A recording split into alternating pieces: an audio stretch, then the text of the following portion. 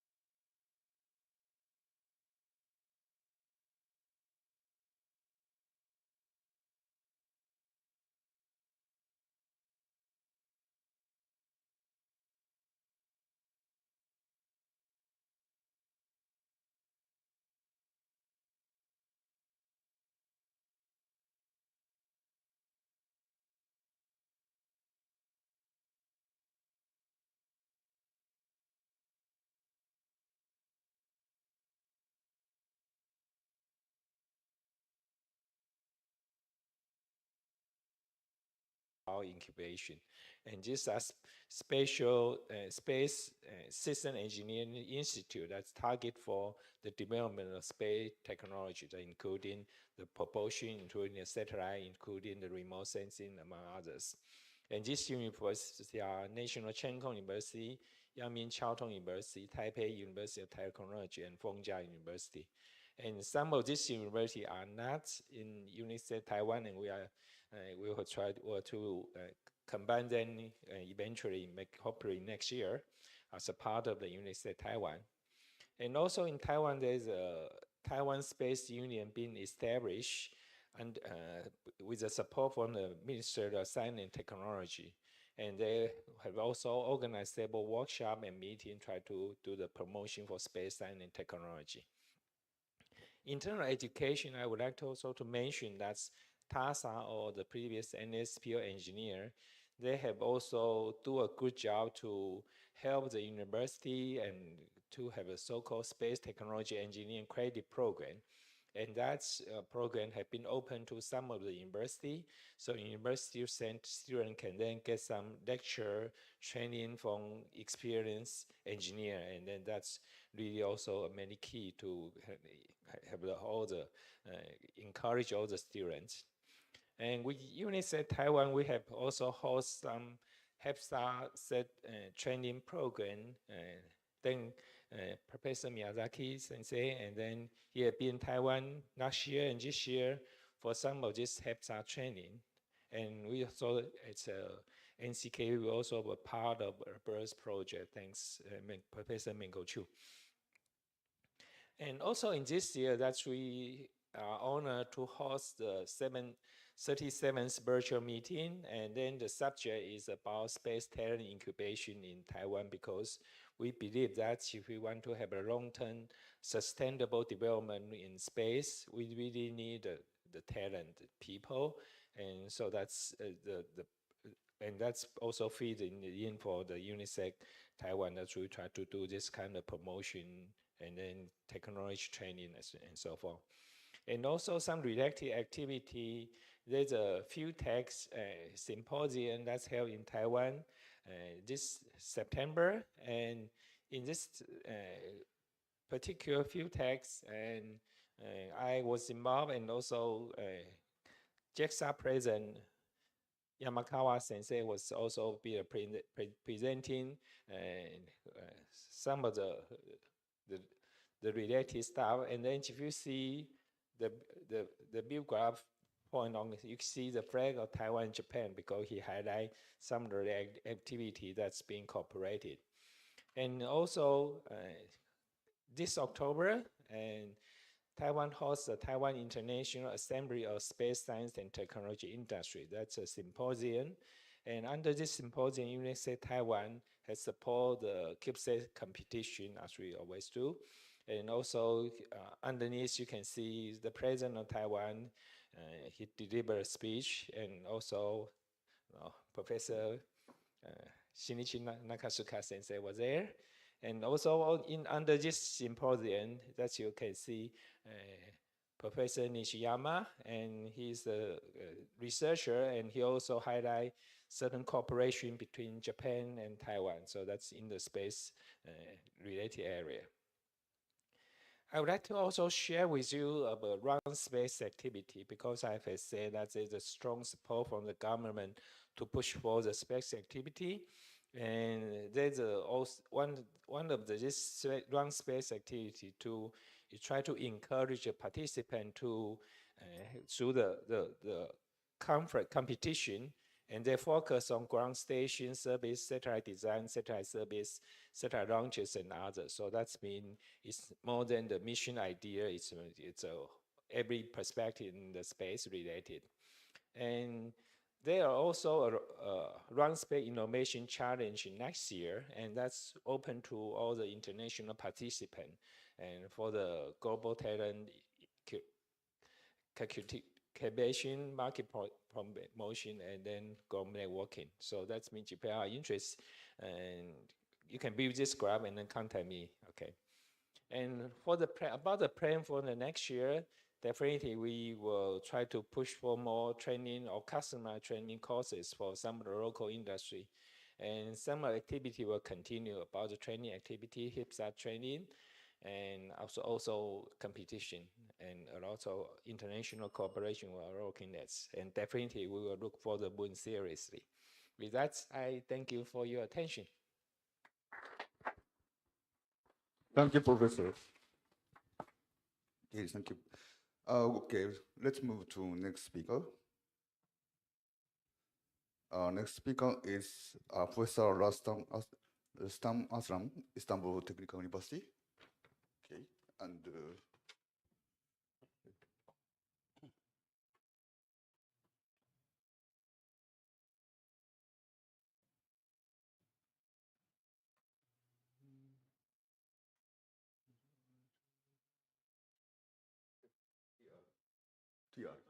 TR, please. You check. You didn't make the other one. The other one is Turkish presentation. Good morning. I'm going to present 2023 activities. We are one of the first local chapters of UNISEC-Global. I think, since the beginning. And now Turkey becomes Türkiye. So then the logo is also changed to UNISEC Türkiye from UNISEC Turkey. We are also in UNISEC Europe, the group within the UNISEC-Global. And we are an official association called USTED in Turkey with 23 members from 13 universities. And every 2 years, we hold General Assembly to discuss developments and decide what to do. And I think one good thing will be to realize the UNISEC-Global Constellation project to start the topic. I think that's important. And we had lots of activities. Well, that's yearly. We have also in the country many things going on related to space in all aspects.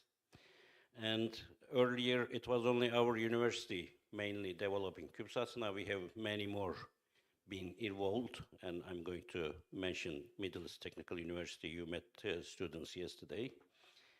And okay, then, well, this is from last October. Some of you were there, and this was the final photo to remember.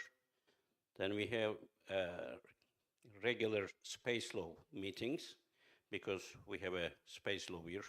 She also teaches in the department. And we have also members dealing with remote sensing, and a big meeting was in Antalya last year, again organized by our members.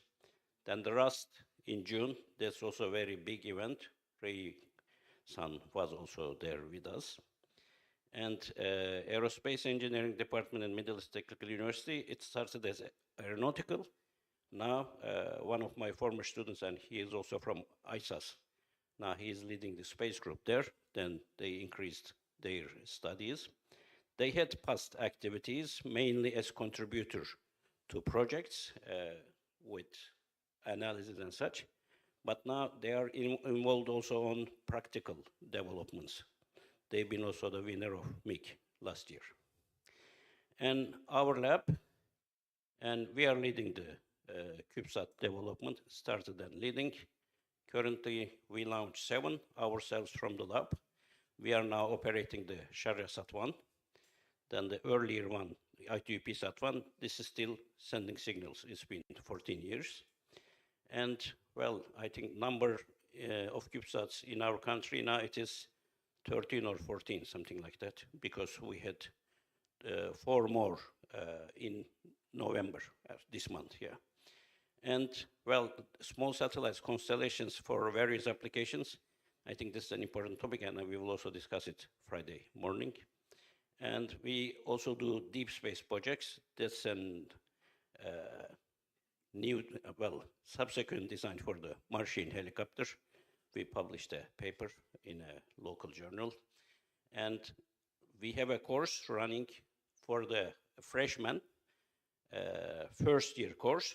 So they start astronautical engineering training actually by building model satellite during 1 semester and operating it. And we also do deep space project for graduation. We did moon projects, we did Martian projects. Now it is, the new topic is the Venus. Here you can see a concept of operations. And we do, I think, for me, the most important thing is still the CANSAT training, particularly for developing countries, both in Turkey and around. We still continue to give hands-on training. And you can see, actually, from elementary to professionals. That's the spectrum of participants you can see. And actually, this is the basic thing, but we keep updating that. And now we are working with ISESCO, and thanks to Prof. Nakasuka, every time he delivers the first keynote speech in those meetings, although remotely. This was the last one in Istanbul. That's a video I will skip. You can watch it later on. You see the training. And in Turkey, we have the capability to launch rockets. We have government rocket launch facility. And we had 8 CANSATs. All were launched using 4 rockets. So this is a nice launch. Now I will show you. For the 8th launch, we didn't have enough material. But if you know what you are doing, It's not a problem.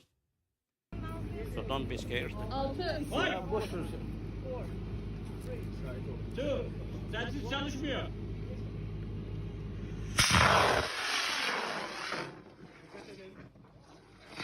Look at the CANSAT. We collected all the data. Hocam sağlamıyor. Well, we know this was going to happen, huh? Okay. So this is just to skip, to go quickly. Also, we use drones. I will skip that. We use also I've been to Burkina Faso, interesting place, nice place. Then they joined the UNISEC-Global. We have International Technofest. That's a very, very large meeting taking place every year with lots of contests. Everybody can attend. And now the last mission was Sharjah Sat1. We built CubeSats also for other nations, the United Arab Emirates. Now we have a CubeSat done for Pakistan, and maybe we'll start for another country. So I've shown that earlier, just this was for launch. Now we started to take photo. These are low resolution photo of space. Then this is one lake. Actually, you can see both. So that's the photo from our satellite, and we did the imager. We produced the imager. It's not ready, so you can see this part. And this is Iskenderun. And this is, well, since it was for Sharjah, this is United Arab Emirates. And now this is for Pakistan. This is very challenging because it's 16U with 1.5 meters. And this is our lab. We have thermal vacuum chamber in the clean room. That's the imager from Simera. And we are also developing ground station with a company. That's the S-X-Band together. It's only one system. Again, this is our chief engineer currently. And we also started to develop the solar panels locally in Turkey with our national research center, so we don't buy the panels anymore. Turkey Space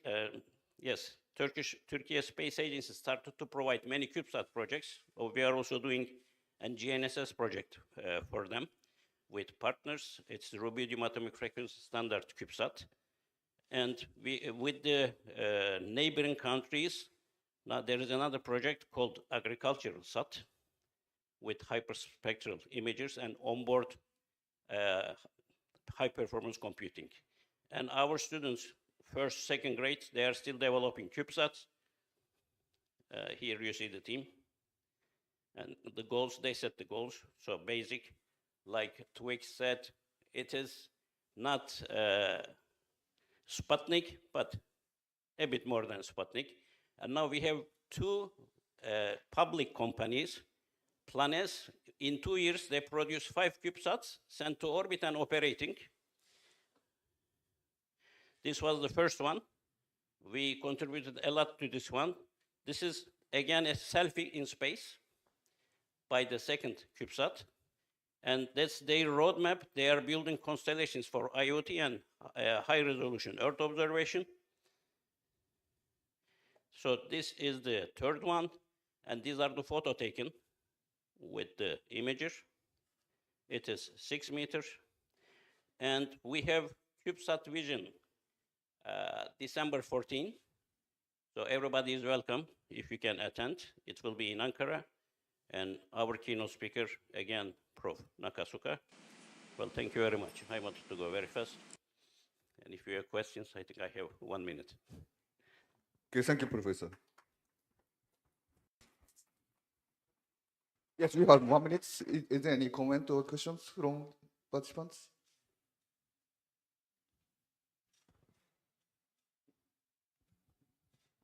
Thank you very much. We learned lots of the activities in Turkey. Are there any the recommended international event that every other country can participate? Technofest. There are rocket competitions, CubeSat, model satellite, and on-paper spacecraft design. Yes, in Technofest, you have all sorts of competitions, including spacecraft design, model satellite, rockets, paper satellite designs, and also it is aerospace, aeronautical and astronautical. And I mean, like, you can try to build rockets like that of SpaceX and use in the field to launch. So they will be actually launched. If you want to launch your rocket, build it and come to Turkey and we will launch it. And if you win, the money prize is big. So the prizes are, well, I think the total prize is over $1 million or something.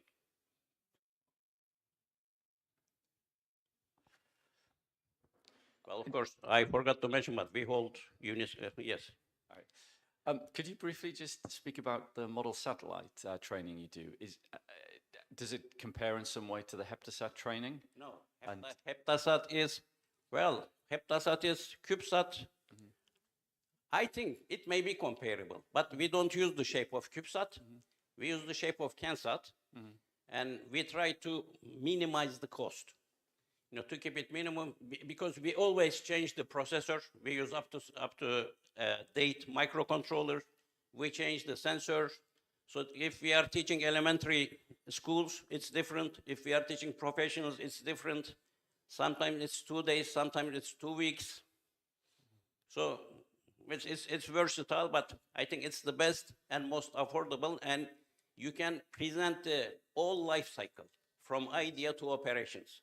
And it also involves aerodynamics in addition to space. So you'll train from elementary all the way to Yes, university it depends, yeah. Okay. So every year we have many trainings. So I didn't mention all yet. Thank you. Okay, thank you very much, Professor.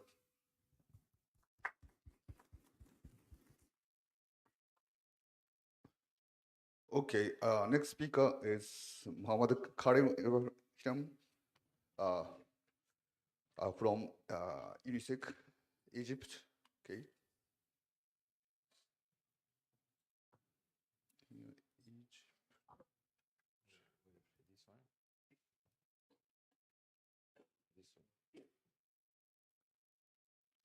Okay, Professor, let's start. Good morning.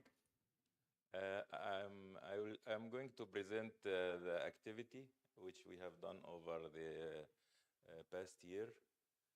This is the agenda. I will go quickly over the background, and then this year we acknowledge a new member.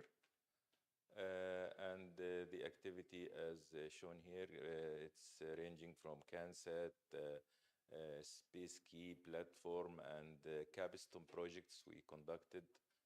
And we also succeeded recently to get fund from Boeing to develop a CubeSat, and then challenges and future. So this UNISEC Egypt is acknowledged in 2014. And we had two universities, Cairo University and Alexandria University at that time. And we participated extensively in the CanSat CubeSat Leader Training Program. And as you can see here, since the very beginning in 2011, at that time, the approach was to build the CanSat from scratch. But since 2012, there is a kit called iCanSat. We also participated with Professor Hamdi and Professor Rashid. And also when UNISEC started to deploy or employ the HEPTASat, we also participated in HEPTASat. And there's a new member of UNISEC Egypt, Bani Suef University, attended this year HEPTASat training program. As a result of having a space training courses, we launched or we established a space system technology lab. This is basically a student-based laboratory. Faculty supervised this lab, and it offers a CanSat training program every year since 2011. And also because we participated in airless competitions, so we developed a rover. So the rover training program is also offered, but on ad hoc basis. And it also hosts the capstone project for the students. At the final year, the students have to write a bachelor degree thesis. So it's actually, before this lab, students tend to go to the aeronautical science more than astronautics. Now we can say that is, a considerable number of students did their graduation thesis in space-related fields.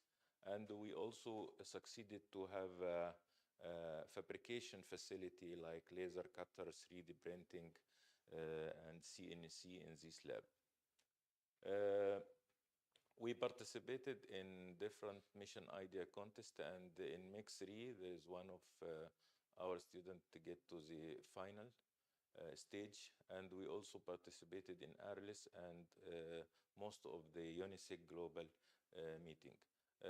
We also hosted one of the virtual meeting last year.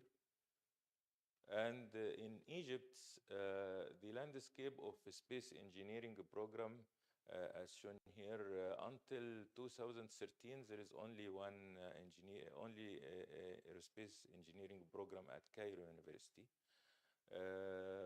And as of today, we have additional more universities offering space engineering, as well City of Science and Technology, and navigation science and space technology in Bani Suef University, and also Zagazig University also offering a space engineering course. From next year, Egypt-Japan University of Science and Technology will offer also aerospace engineering program in partnership with Kyushu University. And Egypt-Japan is on, is on the northern part of Egypt. So in Alexandria, the Egypt-Japan University of Science and Technology. This year, Faculty of Navigation Science and Space Technology in Bani Suef joined the UNISEC Egypt. And we will invite also Zuel City of Science and Technology and Zagazig University next year to join the UNISEC Egypt.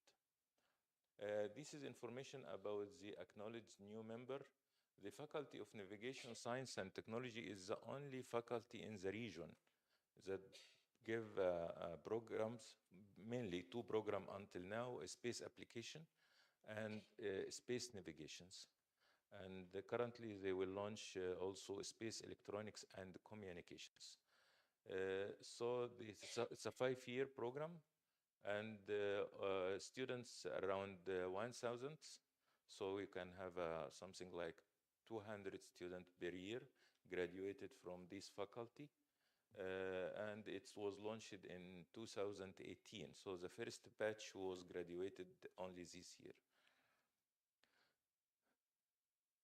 And for the CANSAT training program, as I mentioned, we are keen to having this training course offered every year since 2011. And as you can see here, this is the number of students. So from 2011 until 2021, we offered the CANSAT. And in this CANSAT, we just build it from scratch. So we don't have kit, actually. Student builds the CANSAT from scratch, and we try to implement something like HeptaSat from last year. And we call it the Lean CubeSat training program. So this is just to make a difference. And the total number of this year, it's getting very popular now. This year we have around 160 students participated in this training program. And this, from 2011 until this year, we trained around close to 600 students from 11 different Egyptian universities, not only space engineering, but also other disciplines. from Nile University, Ain Shams University, and other university in Egypt. Of course, most of the students, as you can see here, from Cairo University and the Faculty of Navigation and Space Science. In the Link CubeSat training program this year, as I mentioned, the number of students was around 160. It was almost 1 month training course. And the students, this is the product, this is the product of the students. So it's a CubeSat, almost CubeSat with, simplified subsystem inside this CubeSat. And here is this is the training environment.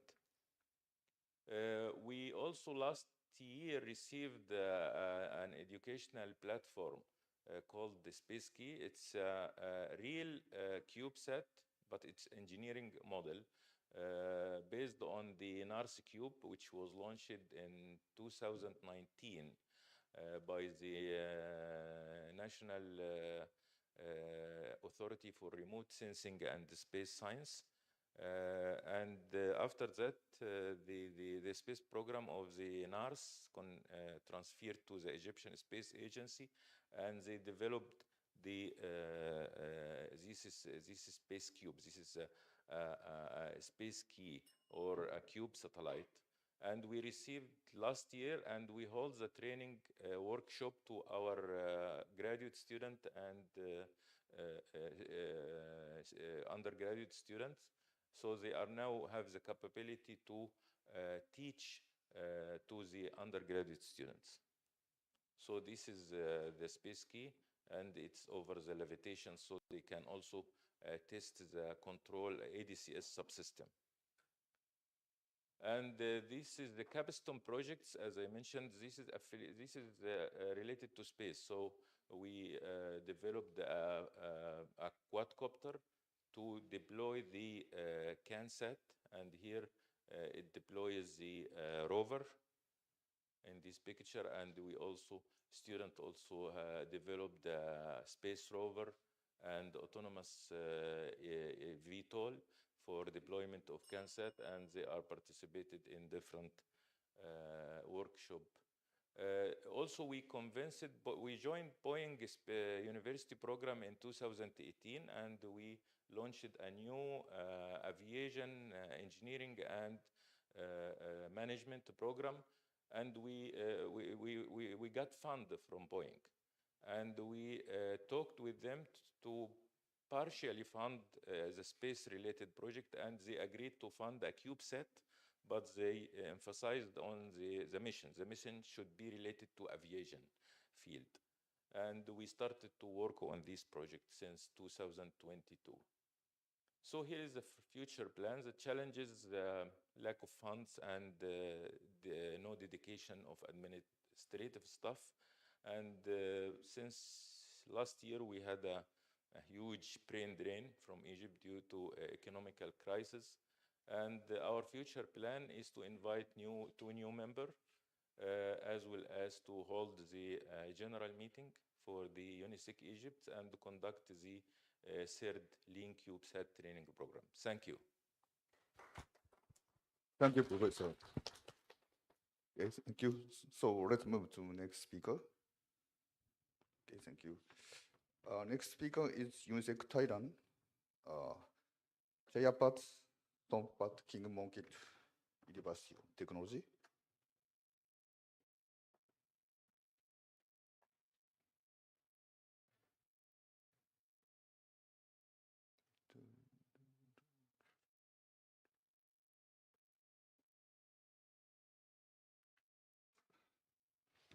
Okay, let's start.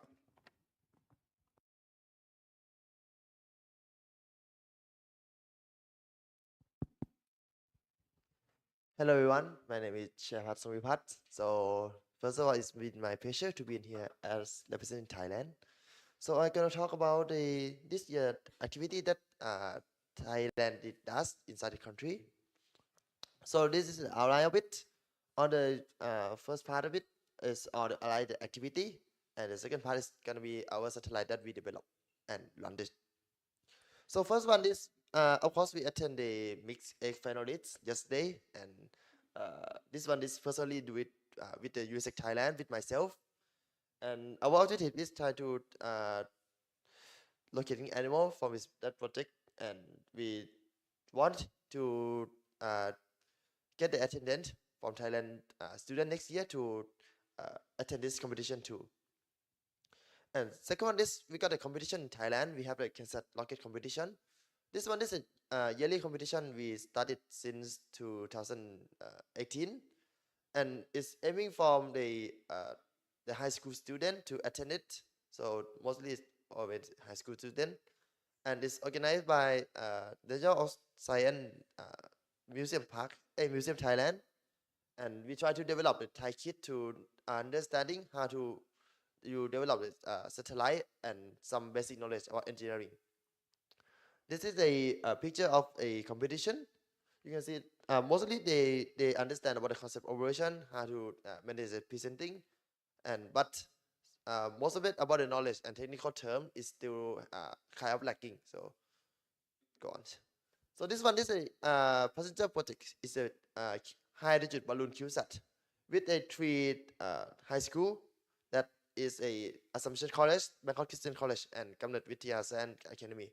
So this one is like the private project that three of them are cooperating together. So as I seen, this is the first time that Thai high school have cooperated in aerospace field. So these three schools are sending the payload up to 1 kilogram to the altitude about 30 kilometer above the surface. And this is a picture, and you can see on the slide on the bottom right, that is a picture that we get from the payload. So another thing is a satellite tracking workshop. So this one is organized by Group Captain Thakun Ketkao, and he also be the president of UNISEC Thailand this year. So this workshop is focusing on teaching the correct knowledge about the tracking satellite and space object. And the participant of this workshop is up till the about the youngest I think is about 13, and the oldest is maybe about 50. So it's very wide range of age. And this one is a big one in Thai, is Thai Space Week. So it's just organized last month. So this one organized by TISDA, and we have many company and some of the explanation to showing about, and this point to increasing the awareness in Thai. So this is they picture the work. So many students they attended, but I think they're gonna go back and discuss with their colleague and with their team to create some new stuff. Another one is Spark. Spark is a bit like the Space Week, but it's like the open house that mostly go to need the awareness of the kids that want them to bring into the space project and space field. So this one is organized by Spark team, and this is a picture of the work. It have some workshop, some explanation. So the satellite that this year we built. So the first one is NextSat-2. NextSat-2 is a satellite, 3U satellite that they use a domestic component over 98%, and Thai students have involved to design production. So now it's in flight model, and it will launch in early 2024 by ISS. So the mission of it is 7 mission. So the first one is gonna demonstrate the IoT linkage on the space. Another one is to store and forward the in space too, and they try to demonstrate how to tracking the train and its velocity via the satellite.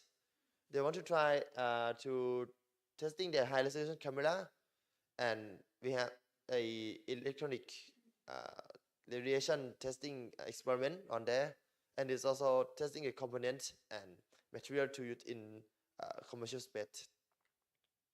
So the another one is TOS2. This one is a mini satellite. It just launched last month with the Vega. It have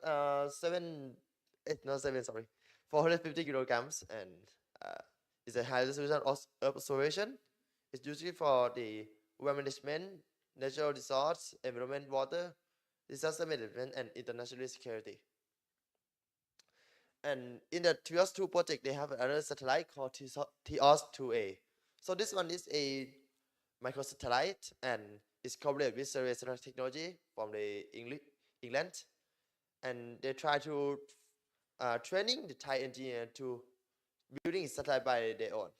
So this one is already finished, that you can see on the picture. That is the flight model, and it will launch in early 2024. The payload of it is include the camera, it includes a technology from the AAS, and the final one is it's gonna test a component that you can buy from the commercial store and test it that is able to use it in space. So our last satellite, this one is project called TSC, or Thai Space Consortium. So this one is a microsatellite. The mass is about 100 kilograms. And this satellite will be launched in 2025. For now, it's developing by multi-association like NARIT and GISDA. And the project management of this project is Dr. Pongsathorn and Mr. Pongsakorn, who is a UNISEC Thailand point of contact. So our plan in next year from the UNISEC Thailand, I think we want to host a UNISEC-Global visual meeting, because it's the first step that we can learning how to organize the work and doing the work internationally. The second thing is we want to hosting our own UNISEC meeting in Thailand, because for now in Thailand we don't get much of awareness from the student and also with the professor. So for now it's in Thailand, I do think it's just a starting of everything. It's maybe 5 years late from here in Tokyo, and maybe in other country too. And we hopefully maybe 2025, 26, or maybe 77, we able to host a UNISEC-Global meeting.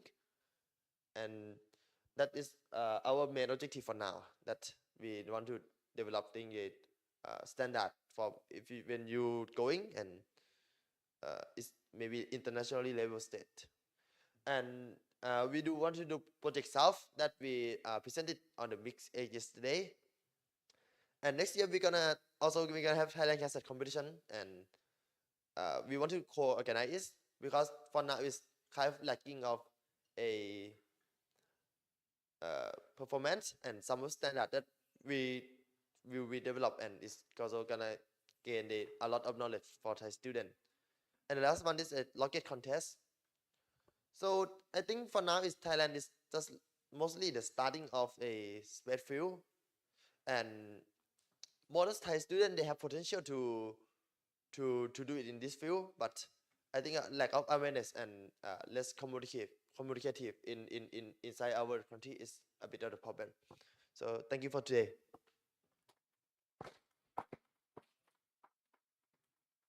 Thank you, Chapat. And we have several minutes to have a comment or questions. I think activity of university in Thailand, of course, King Monkey University is famous for. How many university is working on small satellite qubits in Thailand? So for now in the TSC project, we have for now we have 3 universities. We have the one over there, the blue logo is Mahidol, and we have a Kim Mut University of North Bangkok, and we also have some sort of universities such as a Kasetsat and the King God University of Thonburi. But for my perspective for now is the university, they doesn't supporting that much in the term of supporting knowledge and doing some work. Mostly they do like individual work. So the UNISEC Thailand try to bring them all together and doing some serious projects. Okay. Do you have testing facilities to test the satellites you develop? Yeah, we do have a facility to test a satellite. We have a thermal, we have the vibrations. It's mostly on the ATISA, and they just bought it. But for now, I just see it used only 1 or 2 times. Okay, thank you very much. Thank you, everyone. Okay, let's move to next UNISEC Ethiopia.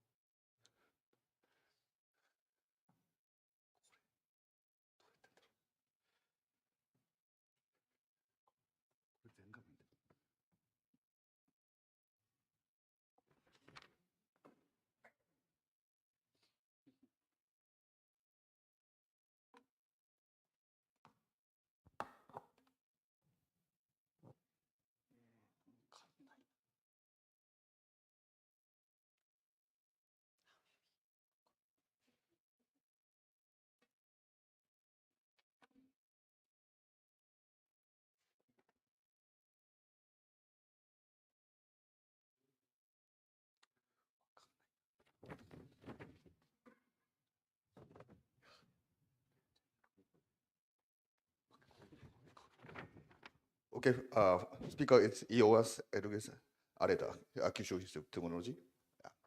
Thank you very much. My name is Yoas. I'm in Kyushu Institute of Technology. So I'm representing the one who's not coming to Japan. So our update is very, very short.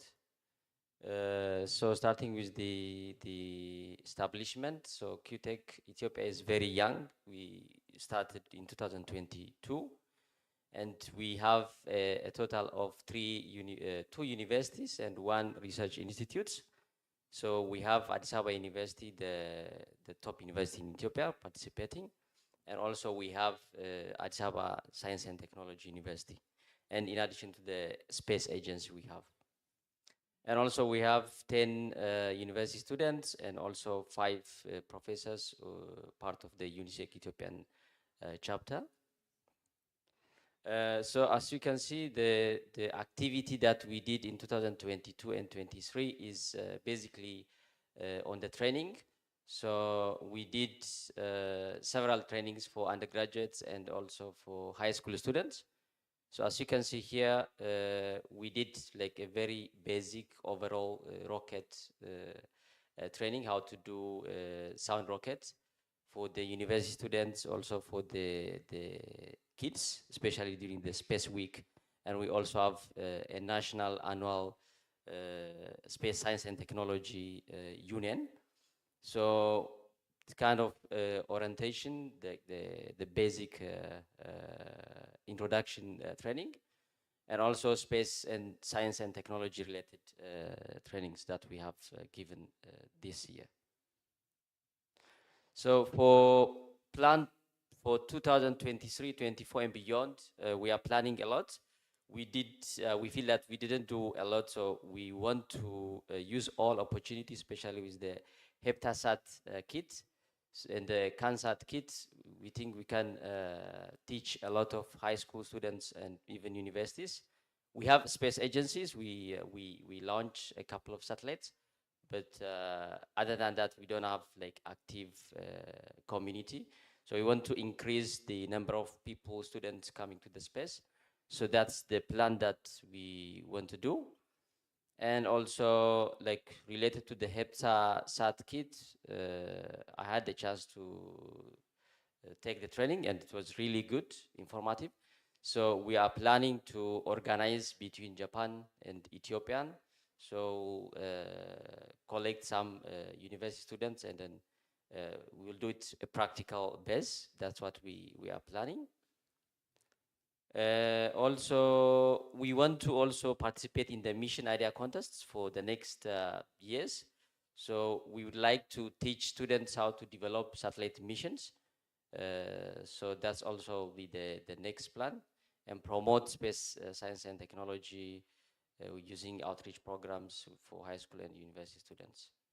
So my presentation is very short, but basically we are not active. So we would like to be active from now using this plan. So thank you very much. Okay, thank you very much. Okay, we have some minutes to have a comment or questions. How is Ethiopia has a space agency? What is the recent activity of space agency?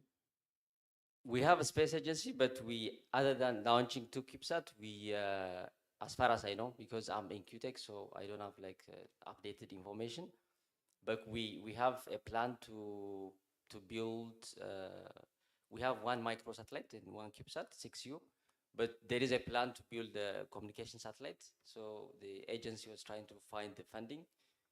So I think it will take some time. It's very expensive. And we also build a AIT. So currently we have like a medium level AIT in the capital city, around the capital city. And also I think it's under construction. We haven't finished that. And other than that, also we also have a ground station, very big antenna, so that we can communicate with the satellite that we launch. So there are a lot of plans, but we only have 2 CubeSat, 1 CubeSat and 1 microsatellite. Okay, okay. Thank you very much. Okay.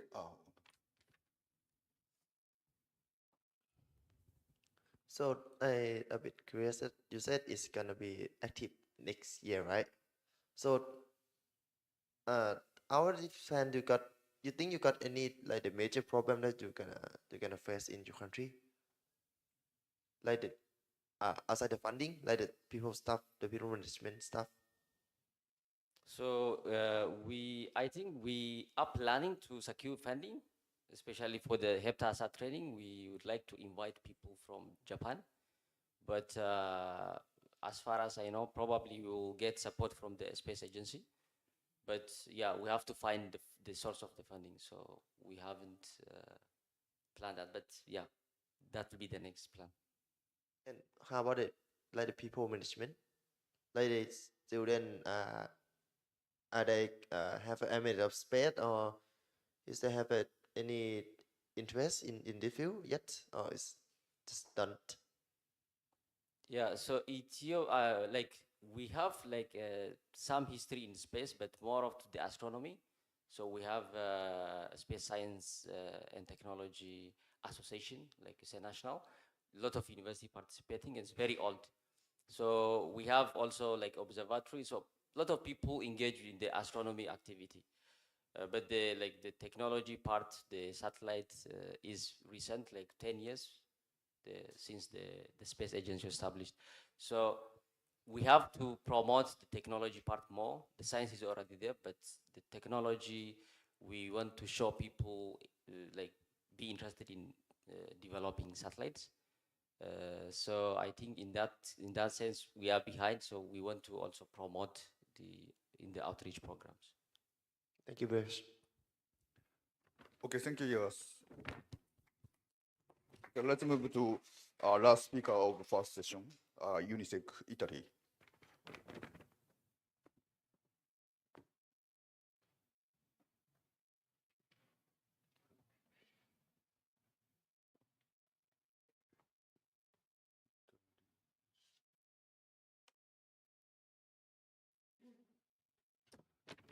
Okay, speaker is Paolo Marcioli, Sapienza University of Rome.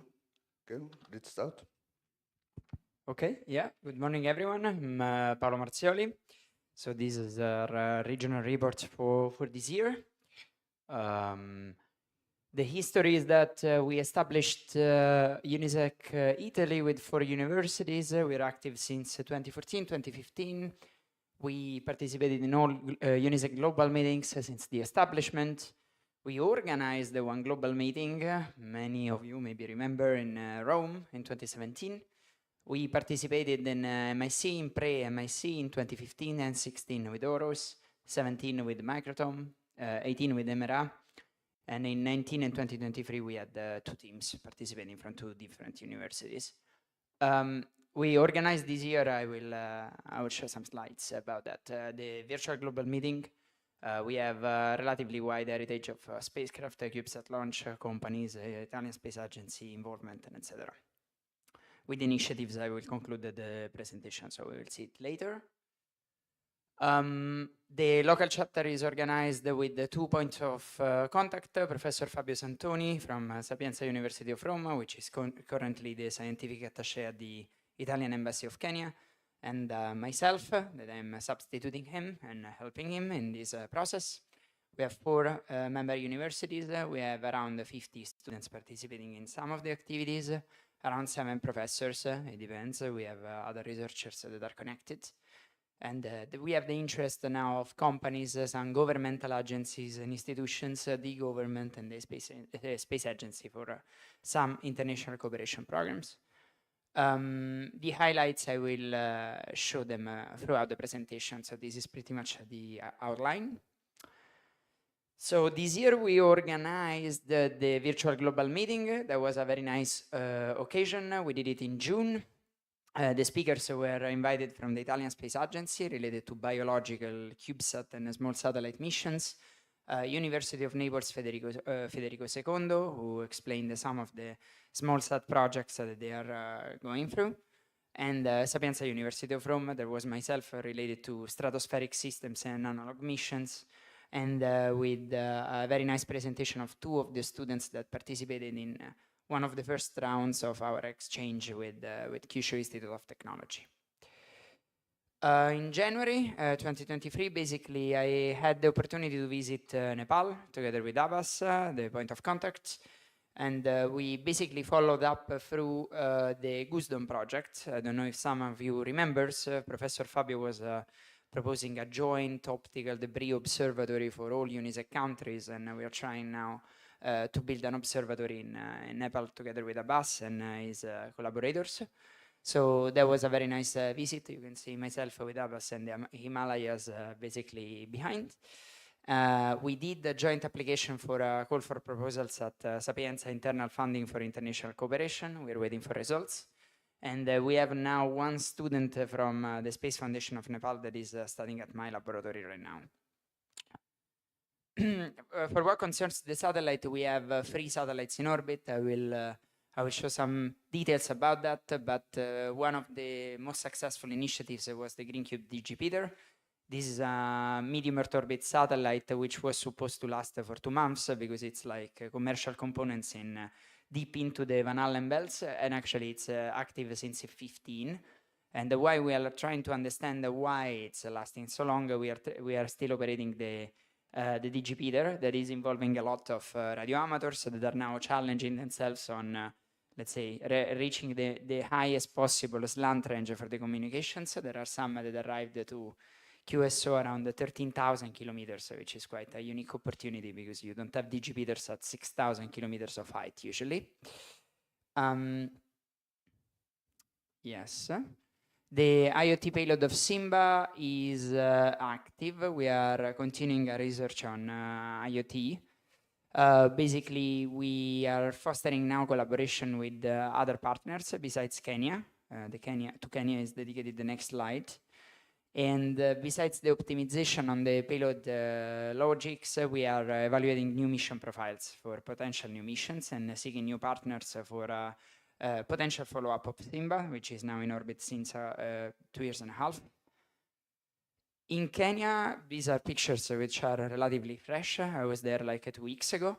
We organized a capacity building course together with Kenya Space Agency in 10 days. So we did like theoretical for 3 days, and then we did practical at the Broglio Space Center. The Italian Space Agency owns a space center there with antennas, and basically we were able to make contact with the satellite, to demonstrate how to do it, to assemble and disassemble the animal collars with the Kenya Space Agency experts and students from Kenyan universities, and software different radio. And that was a very good initiative, I think. We are now doing capacity building with the 2 Caribbean area countries, which are Panama and Dominican Republic. They will build together with us their first national satellite through 1 unit CubeSat form factor. The project is basically owned by the Italian Institute, the Italian Latin American International Organization, which is ILA, it's an Italian acronym. And the target is to develop next year the 2 satellites and to have a potential launch window already in 2025. We held a 2 weeks ground station training course in Rome. You can see the picture with the 3 participants from each team and a lot of students involved. So basically, we were the teacher, but we were glad to involve many students teaching or showing and demonstrating parts about their thesis and their research projects. That was very nice. These showed some details last year already. We had the participation in the European Rexus-Bexus program with the project Romulus. 12 students basically participated and assembled their stratospheric unit, something like 12 kilos, 50 centimeter by 30 by 30. That was launched on a balloon. You see it very tiny, but it's actually capable of carrying like 250 kilos from the Esrange Space Center. The launch is endorsed by SNSA, by Swedish, German, and European Space Agency. The launch was on the 25th of September. And now in this moment, we have 5 students that are in the Netherlands to propose to ESA a new Rexus-Bexus mission called Retina that will present actually today, which is a nice coincidence. And if selected, they will launch in 2025 in March. Future plans. So we have a new student representative. I was the former. I am not anymore a student, so I had to hand over somehow. So you have it here. There is Michela Boscia, is a new PhD student at the lab. So it's here at the conference. You can talk to her if you're interested in student activities. She will give a student report, I think, tonight. Yes, tonight at the student session. And I have to propose to you a new initiative related to caves and to analog missions in caves and joint experiments that we can do with UNISEC. And I will have a talk tomorrow morning. Other future plans is the participation in MIC. This year we were, I think, very happy. We had 2 teams, one from my university, the other from University of Naples. We had the opportunity to win the first prize, so congratulations to the team again. And the plan is basically to keep all the students involved because the number is raising, at least for what concerns my teams at the university. So we are keeping a very good track of having many proposals. And the Sapienza team has 22 students, and the Naples team, I think it's 8 or 9. So there is 30 students that are proposing to MIC every year. So I think that's very good. And we will take the challenge of organizing something out of the box for the Lunar Challenge next year, I think. With that, I would like to thank you for your attention. If you have any questions, don't hesitate, either now or I am around for the conference. Thank you. Arigatou gozaimasu. Thank you, Paulo. We have 1-2 minutes to have a comment or questions. Is that hard to cooperate with the other country? Because I saw you in slide, you have facility building at Panama and somewhere in the Africa. So I just curious, is that hard to cooperate between Italy and other countries as well? Is that you can repeat the question? Sorry. Is that hard? Yeah. Is that hard to cooperate and get the interest to do the work with you?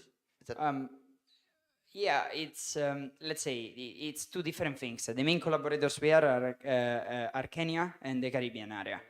Kenya, it happens because Italy has a special relationships related to space with them. So it's basically, let's say, natural, meaning that when I started working, all the framework was already there since 30, 40 years. So we have these cooperation programs. It's not particularly hard to get in touch and cooperate, but of course you need to calibrate the courses and the activities you're doing. And I mean, travel-wise is fairly far, so you need to organize very well because of course it's not that you have to hand over a part and you can do in the same day. Caribbean area is a different framework. So we got in touch with this institute that is basically providing cooperation programs, and they usually do agriculture, they do medicine, they do other fields, and somehow they got interested into space, which is fairly harder. And I think it's very good. For that, the main difficulty is Spanish. So I'm trying to learn. But in Kenya, we cooperate in English, but my Spanish is fairly bad. Maybe a little bit better than my Japanese. So in that case, but their Italian is good. I mean, if I speak Italian, they understand. Technically, it's different. but it's of course you need to calibrate and of course you need to organize very very well. So the attempt is to widen the team as much as possible, because if you need to travel, it's going to be several days, you know. So yeah. Thank you. Thank you so much. Yeah.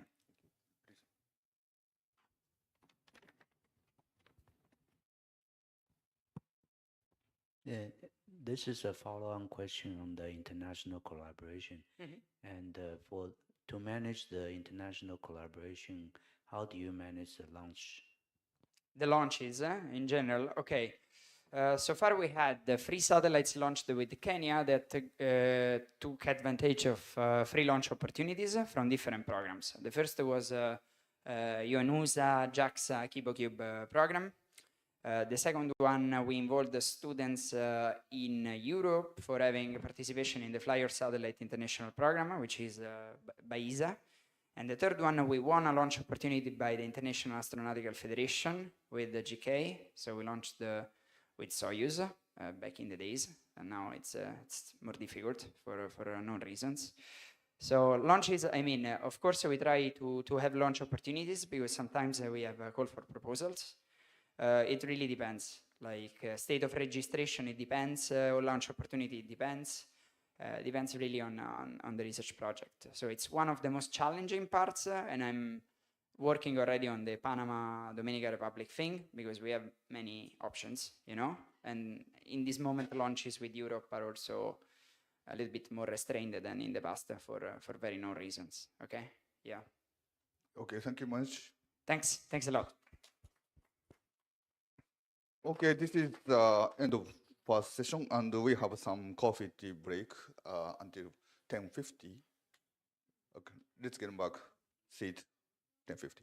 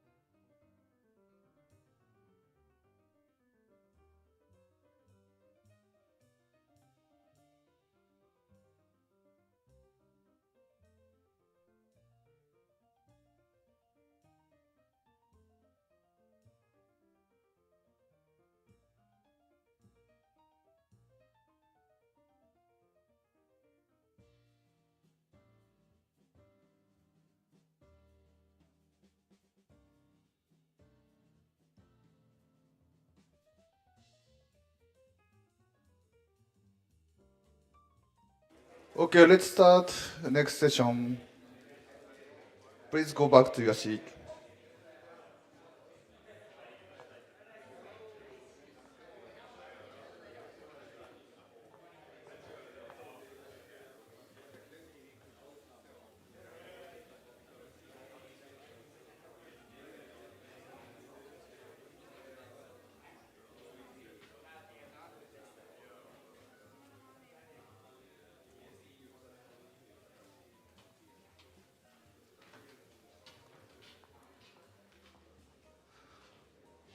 Okay, please return to your seat.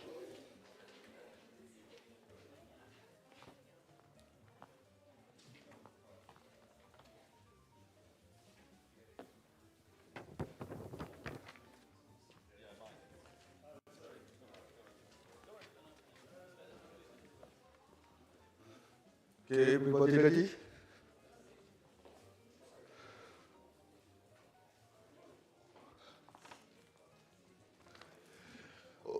Okay, let's start. Next speaker is UNISEC Japan, Professor Men Cho, Kyushu Institute of Technology. Okay, let's start.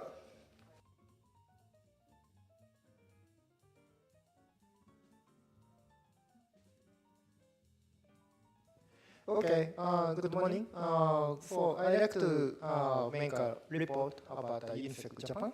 Yes. UNISEC Japan, it was founded in 2002. Yes, we celebrated the 20th year anniversary this year. Yes, it's very good. UNISEC-Global celebrated 10 years, but yes, we are 10 years older. And we have an NPO status in Japan. So we are dedicated to promote practical space engineering education in Japanese universities, concert, rocket, and satellite, and many others. So right now, we are made of 59 laboratories from 40 universities. And 843 students and 248 individual members and 28 corporate supporters. I checked this number from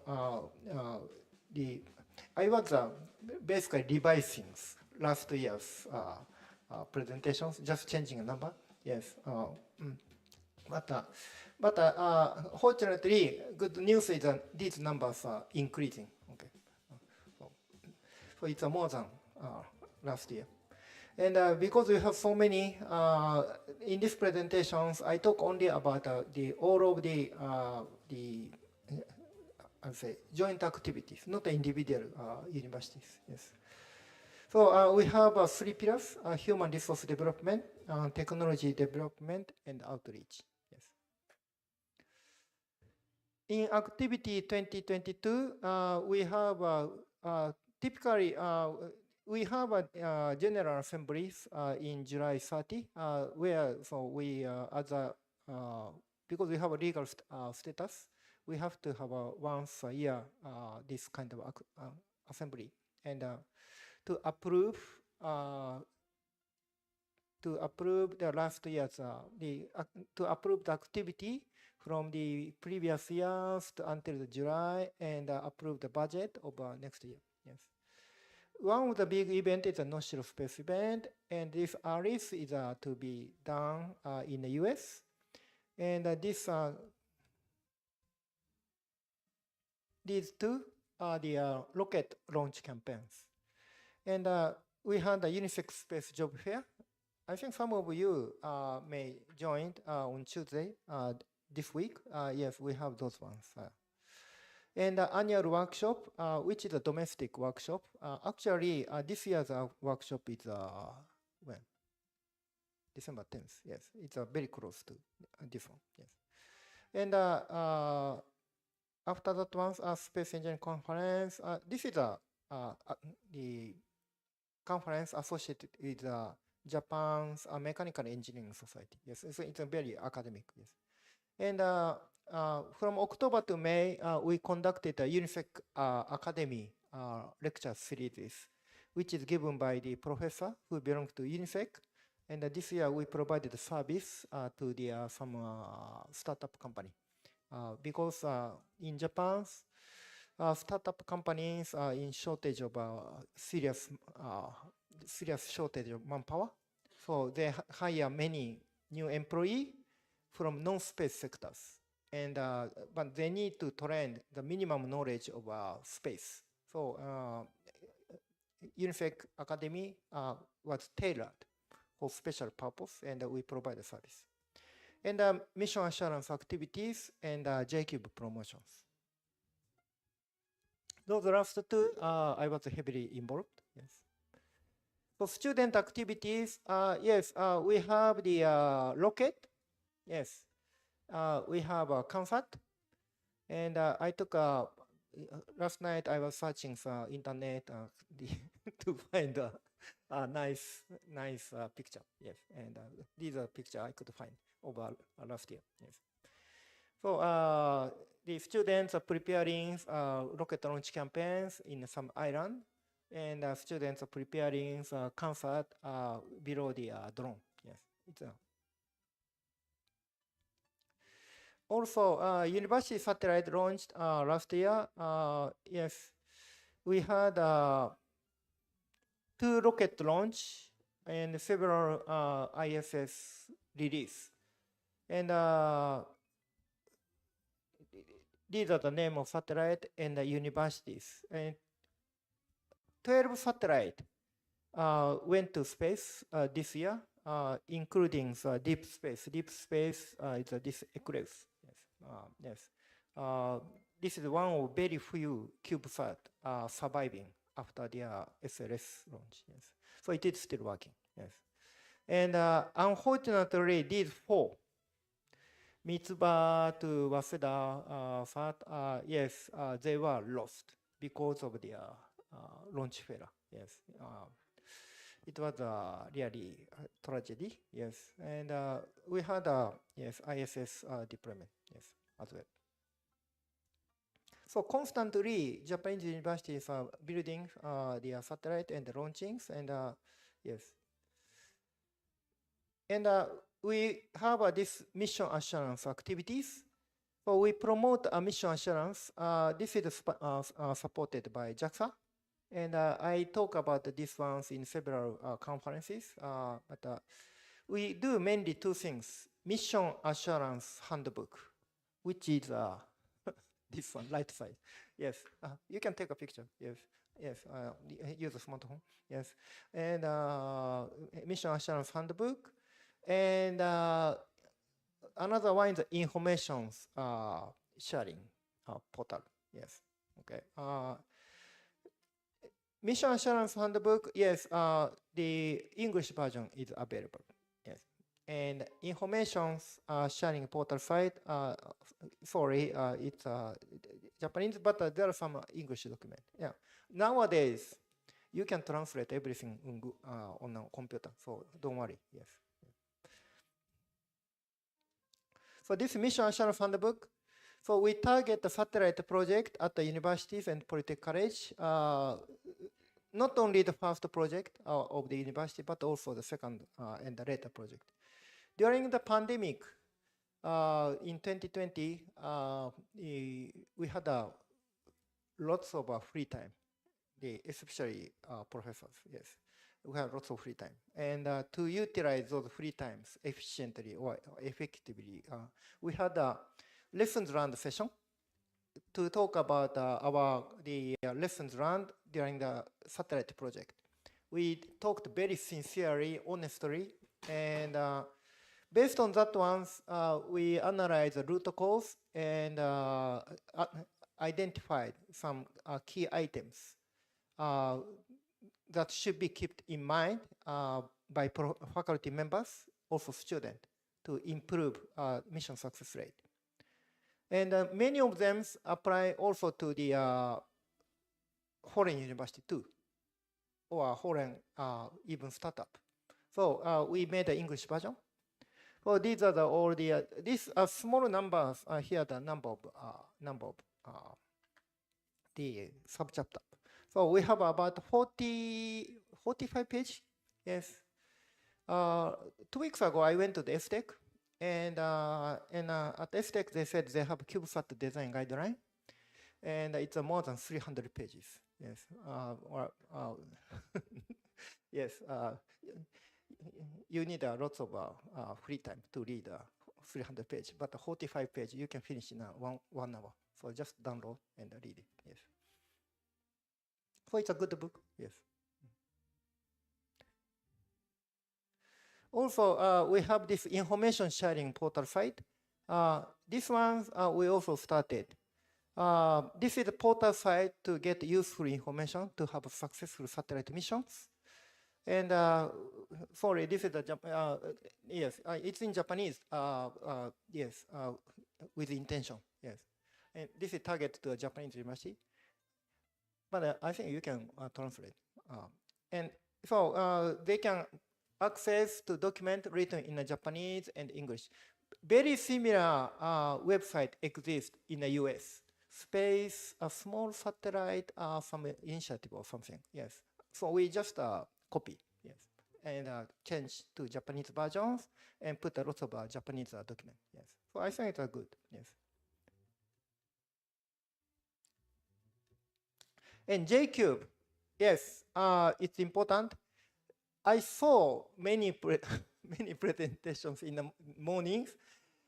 Many of the countries are doing a lot of good things, and so you can use this JCube. Yes, yes, and yes, it's not only for the developing country. It's open to also developer country, and as long as it is international things and also related to the human resource development or promotions of yes, as long as it is related to human resources. So we'll have JCube session on Friday afternoon tomorrow. Please join. Yes, you'll learn a lot. Yes, and so we can make together this JCube even better. Yes, please join. Yes. So finally, since for the past 20 years, we have been successful provide variable engineering talent. It's supported by the individual corporations, government agencies, but most of all students. Without those more than 800 students, we cannot do this kind of activities. So we try to work to promote these space activities. And yes, I think I can delete this despite the pandemic. Yes, okay. Yes, that's it. Thank you. Okay, thank you, Professor. Let's move to next speaker. Next speaker is spoke of Netherlands. He's not coming. Yeah, sure, okay.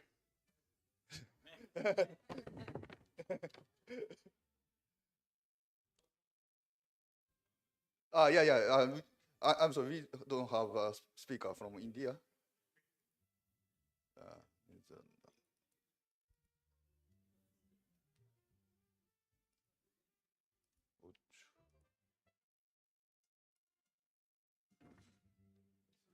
Okay, speaker is Mehmet Sevket Uldak, Delft University of Technology. Okay, let's start. Yes, still good morning, everyone. I'm Mehmet Sevket Uldak. I'm from Netherlands, but I'm just a Turkish person in the Netherlands. So if you are wondering why I'm not blonde, I'll be talking not for so long because UNISEC Netherlands is like still under development. So I'm just a point of contact for the UNISEC Netherlands since 2021, and we have been attending the meetings since then. But before that, I was a Turkish student representative with my professor here. So basically, for the past couple of years, these are just some practical projects that we have been working on. Delphi PQ, a 3P Pocket Cube. We launched 2 years ago. We are working on a new project called Delphi Twin. We are working on a lunar rover developed by students. And then there's another Da Vinci satellite, which is also being developed by students, but I will come to that shortly. So as you can see, we are a tiny group. It's just like one university. We will be talking to 2 more to create the UNISEC Netherlands. And then these are some of the current space projects which are related to research organizations or educational institutes. So, I will briefly talk about these following four and our last satellite.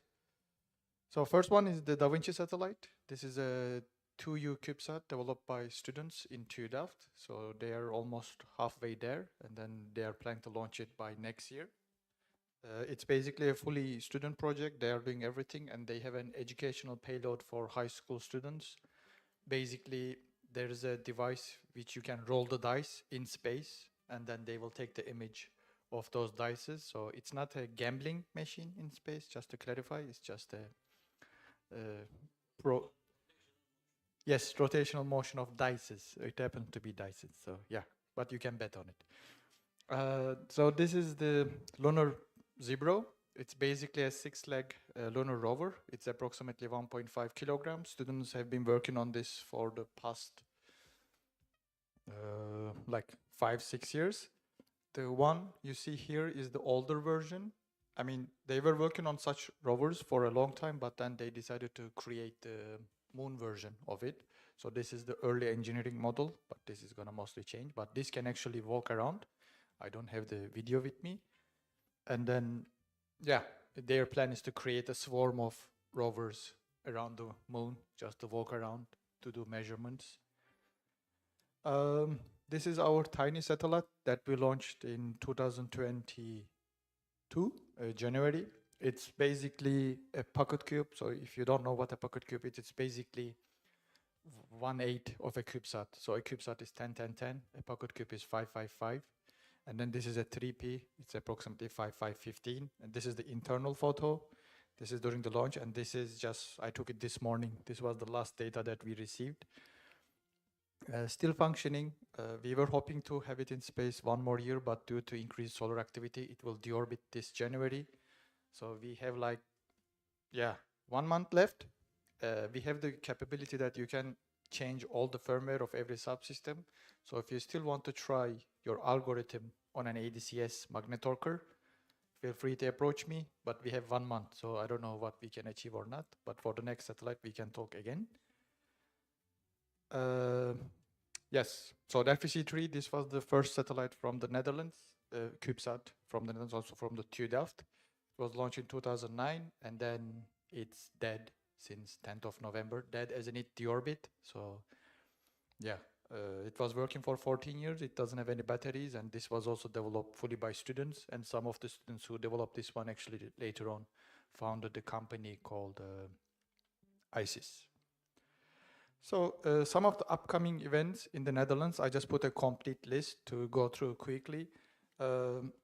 It's not just about engineering. We are also trying to get like different disciplines involved, anything related to space. So as you can see, we have a full moon art competition, company visits by student groups or other associations. MBR is the Dutch Space Society. Which one? Which this one? Oh, okay, yeah. Okay, so as my professor also said, there's going to be an astronaut meeting, and for that we will have there will be a student competition also for different educational levels. It's called the Moonshot. You can take a look. I'm not sure if other people from outside Netherlands can join, but feel free to take a look. Some other stuff, since ESTEC is in the Netherlands, we always have the Space Week where people can go and visit the facilities. The Netherlands Space Society has yearly gala dinners to create a networking event for people. And then this year there was also a special data for biodiversity hackathon organized by the Netherlands Space Office. So basically you need to come up with a mission and then create the websites and then how to distribute this data that you collected. So the hackathon was about that. Currently we have a new organization called Leiden Delft Erasmus Universities, and in this there's a space minor educational program where anybody with any background can join from the students. So in these universities, basically Leiden is more, so Delft is the only engineering one, and the other two are like non-engineering, but in Leiden, for example, there's the space law that we are trying to get them part of the UNISEC, and then eventually we will contact these two universities to create the UNISEC Netherlands, and then later on we will be talking to Luxembourg and Belgium, maybe to create UNISEC Benelux. So the next upcoming event that we have is called Space Day. It's basically with the LD space. It's to create another networking event for the students and for the professionals, just to know who's doing what, because sometimes we struggle that people don't know how to read space. Like people want to do something or they don't know if the thing they want to do can actually go to space. We are just trying to create those connections through these events. So for the future, a couple of things I said, like we will contact Leiden University and Erasmus universities to create the local chapter. The student satellite is under development. We have the lunar rover. Now as TUDAF, we have a new project called Delphi Twin. It's basically going to be at least 2 pocket cubes who will do drag to do formation flying. It's actually not formation flying per se, but they will just do maneuvering and then they will try to stay as close as possible. It's like maintaining a constellation just with pocket cubes. And then we have a new project called 16U4SBSP, which is a result of a ESA call. It's basically swarms of CubeSats for kilowatt scale space-based solar power. So tonight there's also a meeting related to this in the Swiss embassy. And then lastly, ESA had a project call for the lunar missions and applications. So we are also now working on that as the university. So yes, I think this was fast enough. Yeah. Thank you very much. Any questions? Okay, we have several minutes to have a comment or Q&A.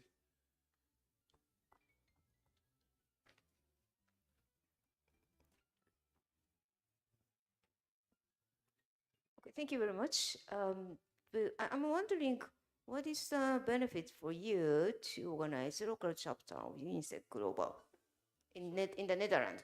What's the benefit? Yeah, I don't know, not for the Netherlands or for your university. Okay, I will start with me then still. Yeah, well, no, actually, let me explain. Your university or Netherlands has everything, so you don't need to collaborate with others. Good point. It's like you have everything, but it's your relatives who have everything, and they don't let you use it. So like we actually need people who we can actually go, since Netherlands has all the facilities, but they're always busy. Access is not that easy. So we need more collaboration. Another problem is that TUDAF is the only space university in the Netherlands. So to do bigger space projects, we actually need to collaborate. So first thing is to get the UNISEC Netherlands to bring in not just the engineering part, but like we talk like the space law or more human studies into the subject. And then by creating the Benelux, it's just to create a bigger consortium where we can do bigger projects together, just increase the collaboration and then make it easy to access to other people to communicate. Yep. Thank you. Any other comment?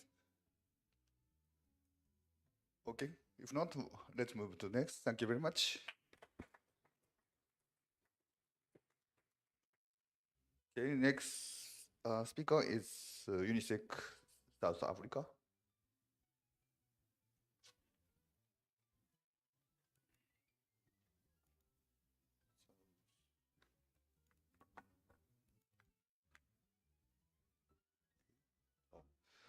Okay, thank you. Speaker is Tian Chireo and Julien van der Merwe, Stellenbosch University. Okay, please. Hello, everyone. My name is Jergen van der Merwe. I'll be doing the presentation for the Southern Africa region. So the SA region was one of the founding members of UNISEC, or one of the first members of UNISEC. So we started with the South African part started with the Stellenbosch University. We had the Namibian University of Science and Technology, the Cape Peninsula University of Technology, and the Angolan National Office for Space Affairs. Later, the University of Cape Town, the Nelson Mandela University, and the Botswana International University of Science and Technology joined us. So yeah, as I said, we were one of the 12 local chapters founded in 2014 at the second global meeting. Yeah, there's our founding members. Here you can see the CLTP people that joined there. We hosted the HeptaSat workshops, 2 of them, both hosted at the Stellenbosch University, one in 2017 and one in 2023. We have a long history of participation in the MEC contest as well as the DDC 1 and 2. So here you can see our participation in that. We were semi-finalists as well as first prize for CPUT at MEC 2, and then finalists for most of the rest that we joined in. So just to expand on what CPUT is doing, so they are the 5th node for the Pan-African University Institute for Space Sciences, based in them. They offer master's degree in satellite systems and applications, both research and then doctor's degrees in electrical engineering in space systems. Their focus is currently on marine protection services, and they're focusing on a system to detect sea plastic using images from captured by satellites and training an AI system to detect large patches of plastics. So yeah, they're focusing on 4 areas, which is industrialization of space, ICT for space, space applications, and space science. A lot of their graduates work in prominent South African companies that focus on satellite design. And their new point of contact is Prof. Ino Davidson. I see the photo went a little bit over the text there, but he is the director of the French South African Institute for Technology, as well as the African Space Innovation Center. The Nelson Mandela University, they're currently working on developing technology for radiation mitigation effects on hardware, focusing specifically on FPGAs, and they have 16 years of experience in this. Also very exciting, they're starting their first test of heavy ion-based testing on these mitigation schemes, and that's starting this December. So this month, they started today. Then on to Stellenbosch University. So Stellenbosch University offers both master's and PhD degrees in satellite hardware, control systems, and radiation effects on hardware and software. They have more than 30 years of experience in the field of satellite design, and many of the graduates from these degrees go on to either work at or start new satellite companies in South Africa, and there at the bottom you can see just a few of them. So Stellenbosch is currently focusing on the DocSat program. The DocSat program aims to attempt to dock and undock 2 CubeSats in orbit.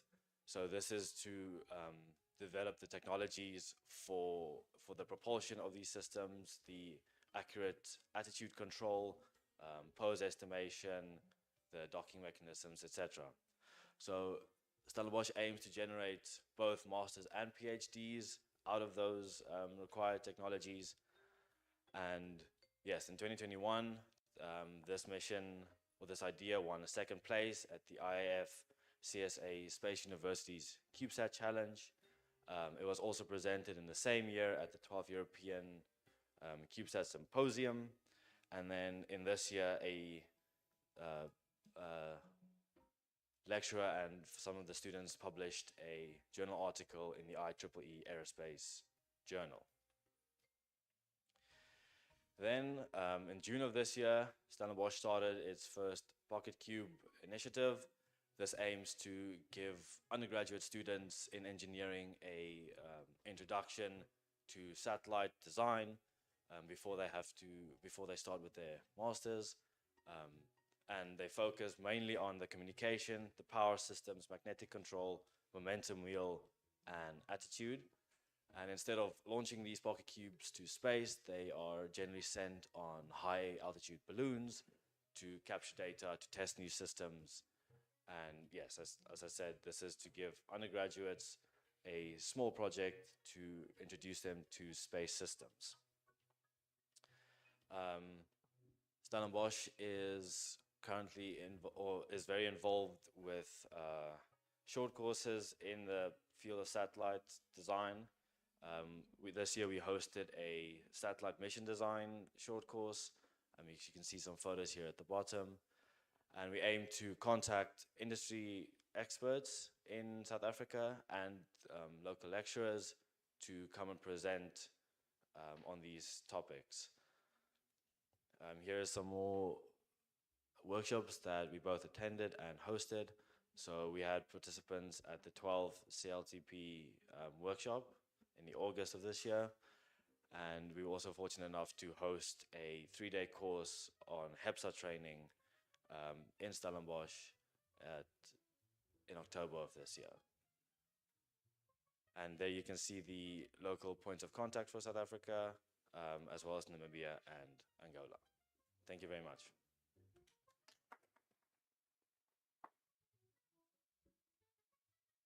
Okay, thank you very much. Still, we have some minutes to have a comment or Q&A.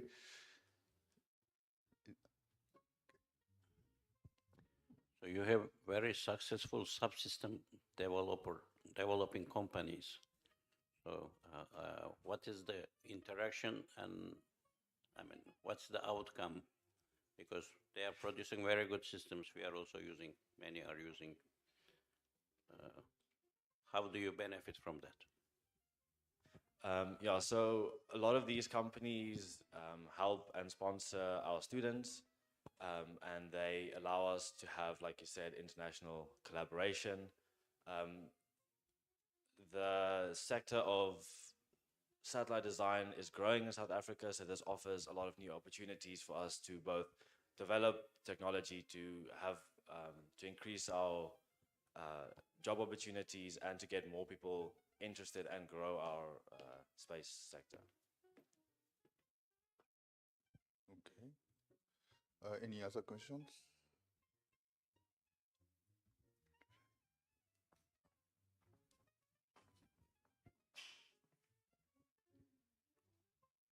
So next UNISEC-Global meeting will be held in Stellenbosch University, I think. And I'm wondering how the students in South Africa will contribute to the event. Thank you for the question. That's actually a very interesting question. First of all, we are very excited to have the next MIC8 be held in South Africa. As I said, with the undergraduates starting with the Pocket Cube initiative, we are trying to focus more on getting more of our students interested in the space sector and to get them excited about it. So we plan on trying to enter both a undergraduate and a postgraduate level team for the MIC8, and then we will probably invite as many students as we can to the MIC8 to at least just attend the presentations as a way to inspire more of our students to join or to get interested in the space sector. Thank you. Okay, thank you very much.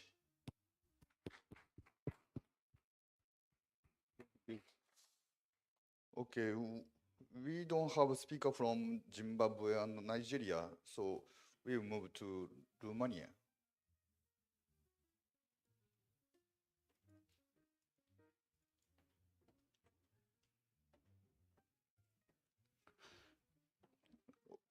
Okay, next speaker, POC of Romania, Catherine Chermus, National University of Science Technology, Polytechnic Bucharest. Yes. Okay, please go ahead. Thank you. I'm Cătălin Chelmuș from University of Polytechnica Bucharest. Well, UNISEC Romania was born 2 months ago. It's a little nice story about that. In the middle of September, I received a call from my dean from Aerospace Engineering faculty, and she says something to me like, okay, hi Cătălin, how are you? I just sent you an email. You are in, yes? And I answered to him, yes, I'm in, but in what? And she replied to me after a short break, well, that's the answer, you'll find it. And that's how UNISEC Romania was born. And now I'm here to tell you more about it. Yeah, we are just two people in that, me and my Dian. Fair enough. And let's talk about more about it. The biggest faculty from the technical faculty from our country is the National University of Science and Technology Polytechnica Bucharest, which is located in our capital, in Bucharest.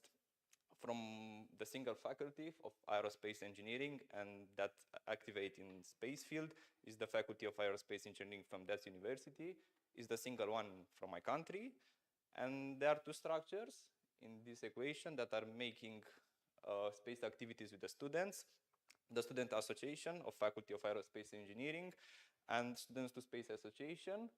The first one, ASFIA, it's more on trainings and workshops for students in the space field, and the Students to Space Association, it's on technical project. So I'll tell you more about that. The first one, technical trainings. The Association of Aerospace Engineering Students are making technical trainings, especially with students. They are making rocket workshops, simple rocket workshop. They are making presentation projects, contest of project on space projects. They are making technical visits to our national institutes of research in the space technology.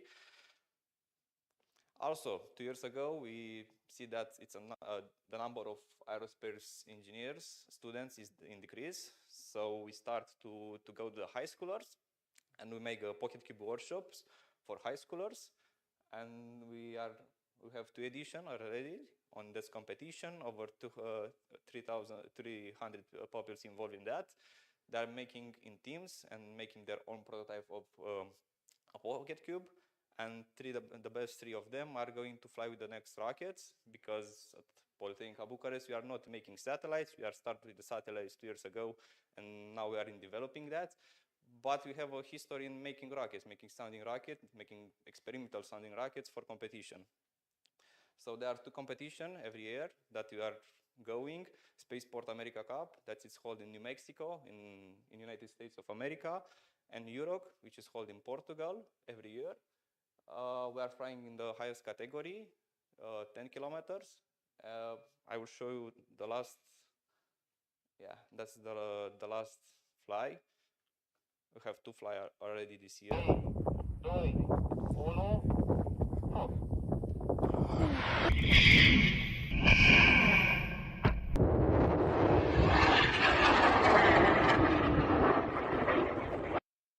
Yeah, that was in July. At that time, it was the most powerful rocket from Southeast of Europe that was entirely developed by a student's team, except the motor. The motor was, it's a solid motor and was made by a private company from our country, but everything from the development to test to fly was held in Romania, but Romanian students. You see that the place where it was the launch pad, it's a military base in Romania. And you know that Romania has border with Ukraine, and from that, in the last year, we have some problems with rocket testing in our country because, yes, we have a war near us, and it's a little bit problem. That's rocket flight to 8 kilometers, 8,000 meters and 181 meters with 1.76 Mach. Okay, and the second launch, that's held in America, Spaceport America this year.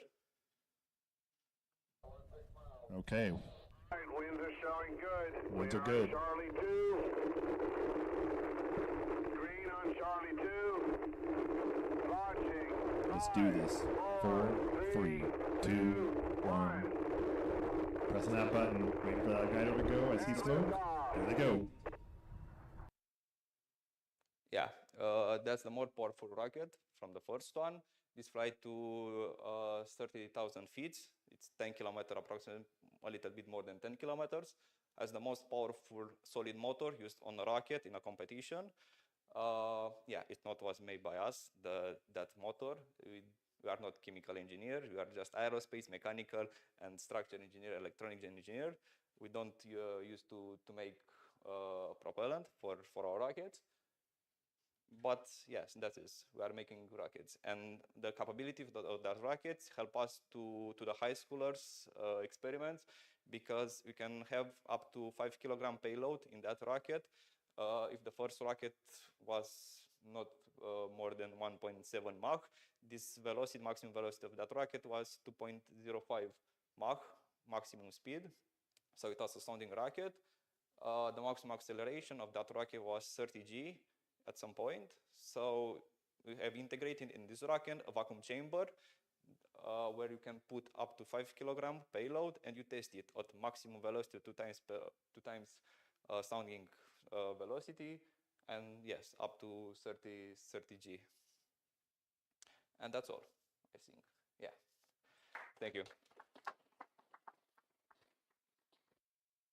Thank you very much. Any question, comment? Do you recover the rockets? Yes, we recover all the rockets. They are reusable because the propellant is solid. We just change the propellant and fly again. And now we are developing a hybrid motor for the rocket, because we want to have a solid rocket, a solid motor. We just ignite it and it's fly. But we want to control it. Have I control. see.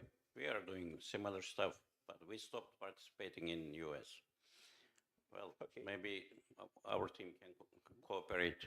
Yeah, of course. Okay. Okay, good. Any other? I have seen many activities. Who support your activity? Who is like a university or government or prefecture or something? Well, I can say 60% of the foundings are from the university, because it's the largest university of technical university in Romania. But the rest is from private companies, more of them telecommunication, and sometimes ago were cryptocurrency companies, but you know that the crypto it's going down every day. So we lost the funds from there. So more of them are communications. Okay. Okay, thank you. Thanks. Okay, thank you very much.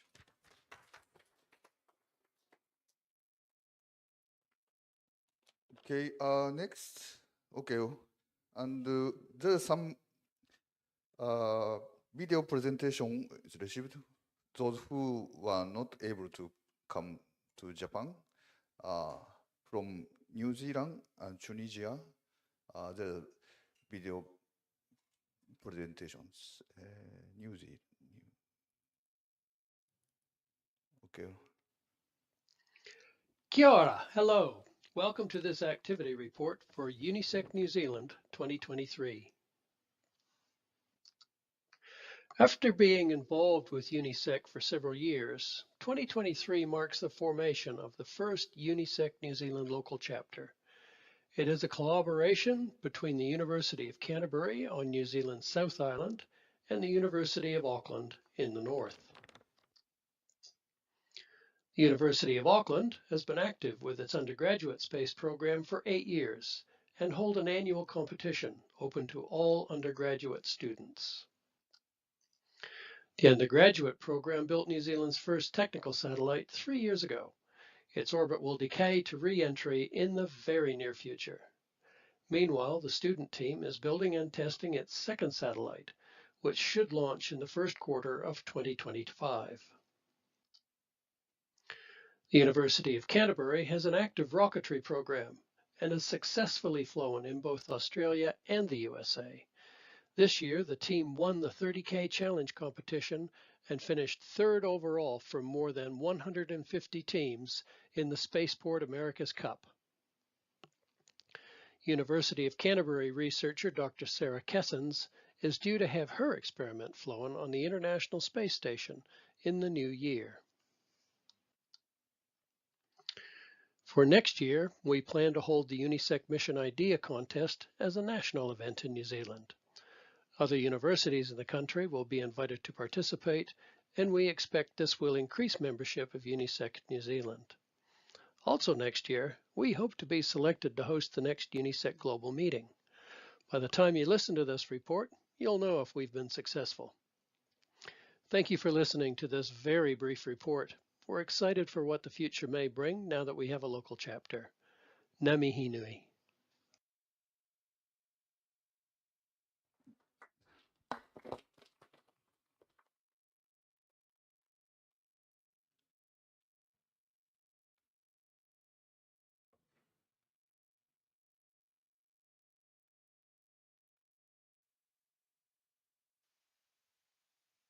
Dear colleagues from UNISEC-Global, I am delighted today to present to you the UNISEC Tunisia Report 2023.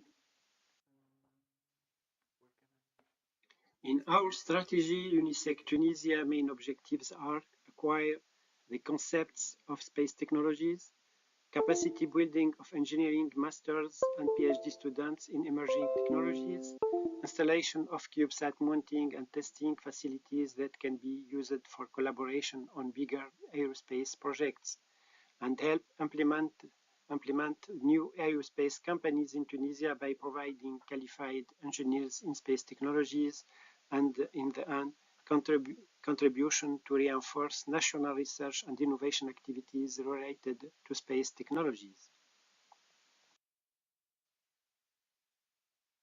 Main project of UNISEC Tunisia this year is closing of FACT project, is fabrication of application of CubeSat Tunisia. The team is composed of 9 researchers, 3 engineers, 10 graduate students, and 11 undergraduate students.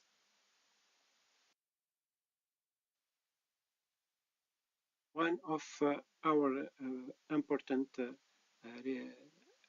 results is to have our CubeSat mounting facilities, a small clean room that 12 square meter, and with modular transportable hard walls in plexiglass, and this is can give us the possibility to assemble our components of CubeSat.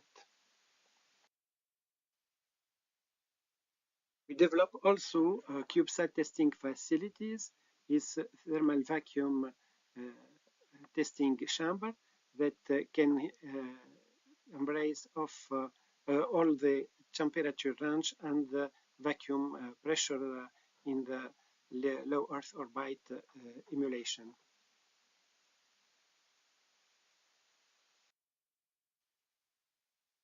In our project, we developed some studies of attitude determination and control system circuits.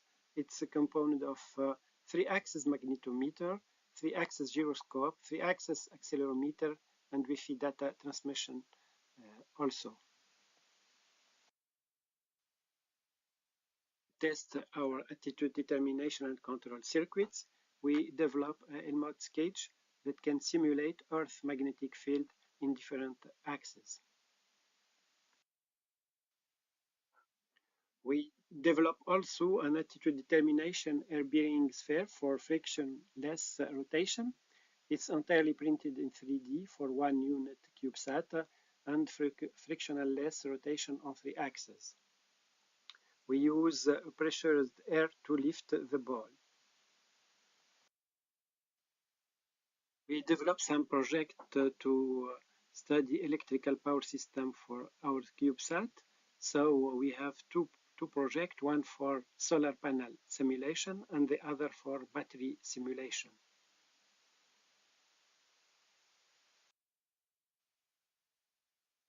We also work on CubeSat structure, mechanical structure, to test the different subsystems of the CubeSat and ensure that correct operating.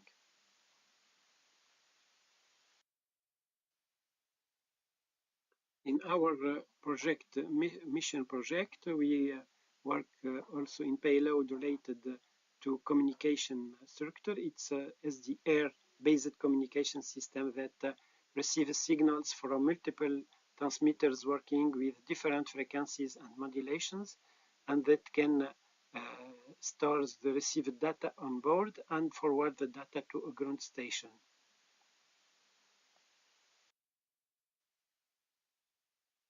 Other important devices for our CubeSat is the antenna. So we develop a planar Manderline antenna for UHF communication CubeSats. It's based on CubeSat 1 unit. And we also develop for our student a project of CanSat that to introduce satellite technology to student, undergraduate and graduated student. Here in this slide, the final project of our CubeSat is one unit platform, including aluminum structure, onboard computer, electrical power system, attitude determination control system, and UHF communication system.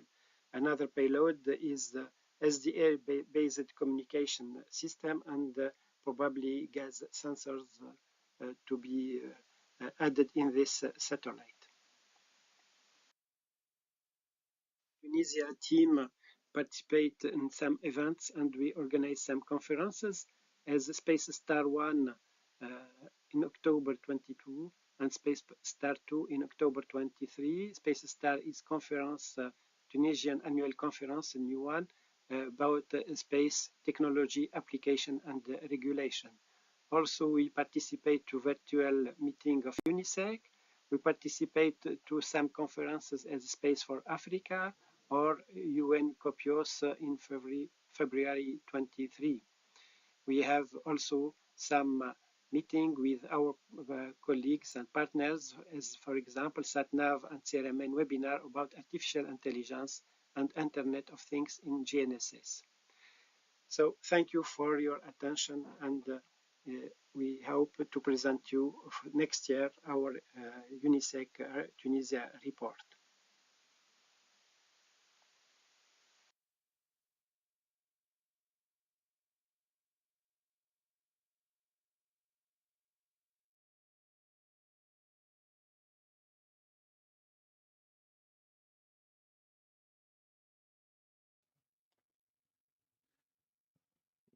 Mexico prepared a short presentation about the activity.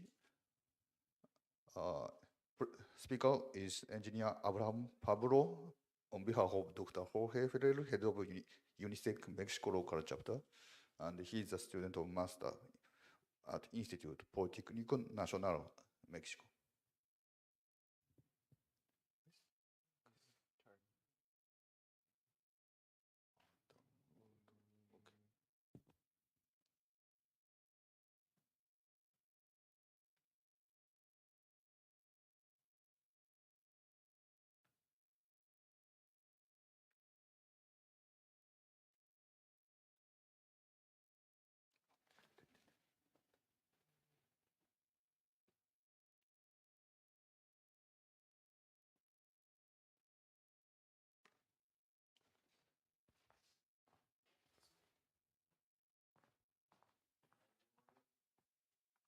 Good morning, everyone. I'm coming from UNISEC Mexico. I will talk about the activities developed in the UNISEC Mexico chapter. So I want to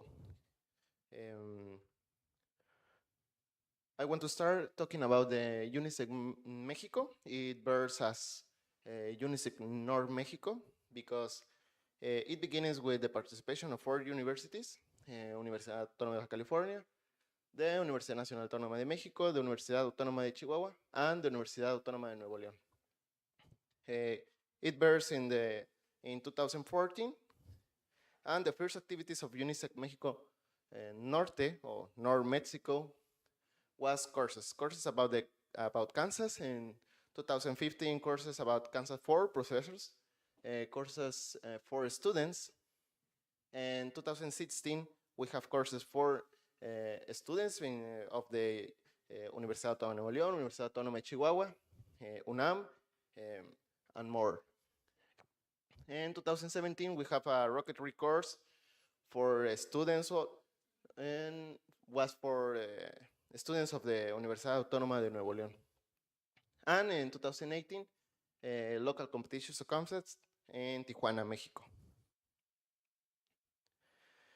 After that, UNISEC North Mexico changed its name, for UNISEC Mexico. That was because more universities were added to the local chapter. So in this moment, we have 13 universities participating in the UNISEC Mexico. UNISEC Mexico have had some international collaborations. These are some examples of them. The World Kansas Rocketry Championship, the Costa Rica Institute of Technology, UNISEC Costa Rica. We have collaborations with UNISEC Serbia, UNISEC Peru, and with the University of New Zealand. Another point that I want to talk about is the social impact of UNISEC Mexico. Human resources formation, something about 12 persons. In Index publications, around 15 summer students of the Universidad Autónoma de California, Universidad Autónoma de León, y even the Universidad Autónoma de Sinaloa. Some face-to-face courses in the another universities, and the most important for this point is some newspaper notes. We can see some sample of these publications, and I want to talk about in this moment about the competitions. We have focused the most. The focus was about the national competitions of CAMSATs. In this moment, we have in the 7th edition of this competition. Sorry, we have some videos about the competitions. These videos are 2 minutes, so I just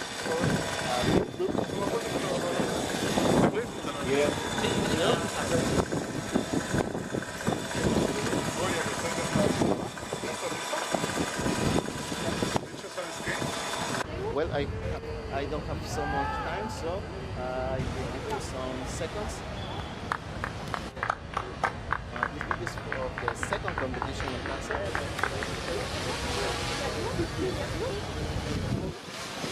No más falta y no se libera. ¡Ay, ay, This is the third competition.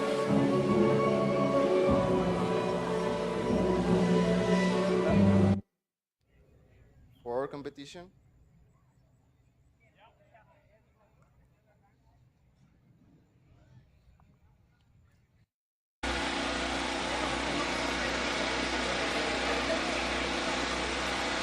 ay, este señor otra vez por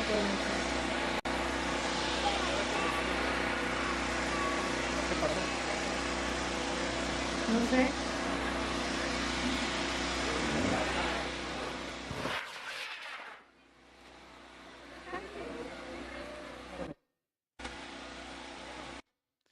And well, we have a jump about the years because the pandemic was really hard for us. We have a pause about 3 years, something like that.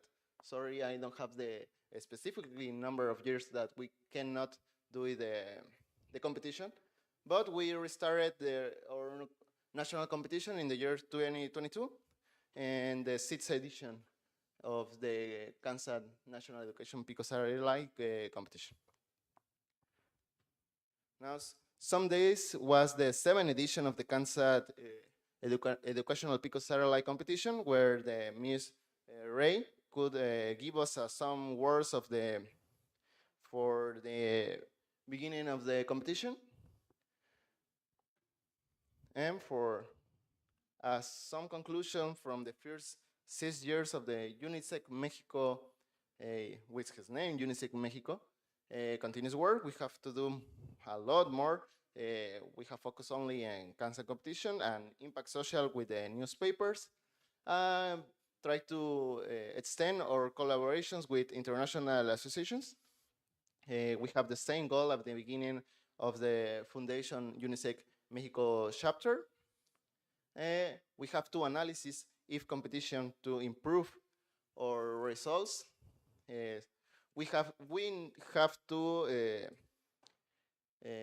We need some more student exchange to other countries, teacher stays, and generation of external projects.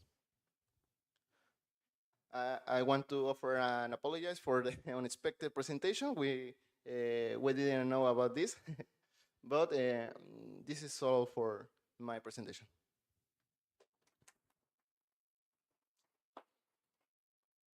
Okay, any question, comment? No. There are some universities involving the activity. How do you manage these 7 8 universities in the whole of Mexico? Well, I'm not really involved in this organization because I'm a new member of UNISEC Mexico.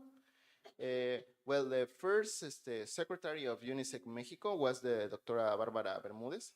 He beginning with the foundation of North Mexico UNISEC, and it was really simple because were only 4 universities, and each university has its representative. And then when the UNISEC Mexico was founded as UNISEC Mexico, the Dr. Jorge Ferrer Perez is now the secretary of the UNISEC Mexico, and it was very difficult to know what was the organization of this new chapter. So I can give you exactly the answer. Sorry. Okay, thank you very much. There was an initial member who passed away. Yes, the Dr. Saul. He's. I have not. Okay. Okay, thank you very much. Thank you. And yeah, all presentation was done. And lastly, we'll have some free discussion and Q&A for presentation today because unfortunately, if some presentation couldn't have a Q&A time, and if you have any comment or question to specific speaker, or if you have some idea to share to everyone, or if you want to say something to UNISEC-Global, anything, okay? Okay.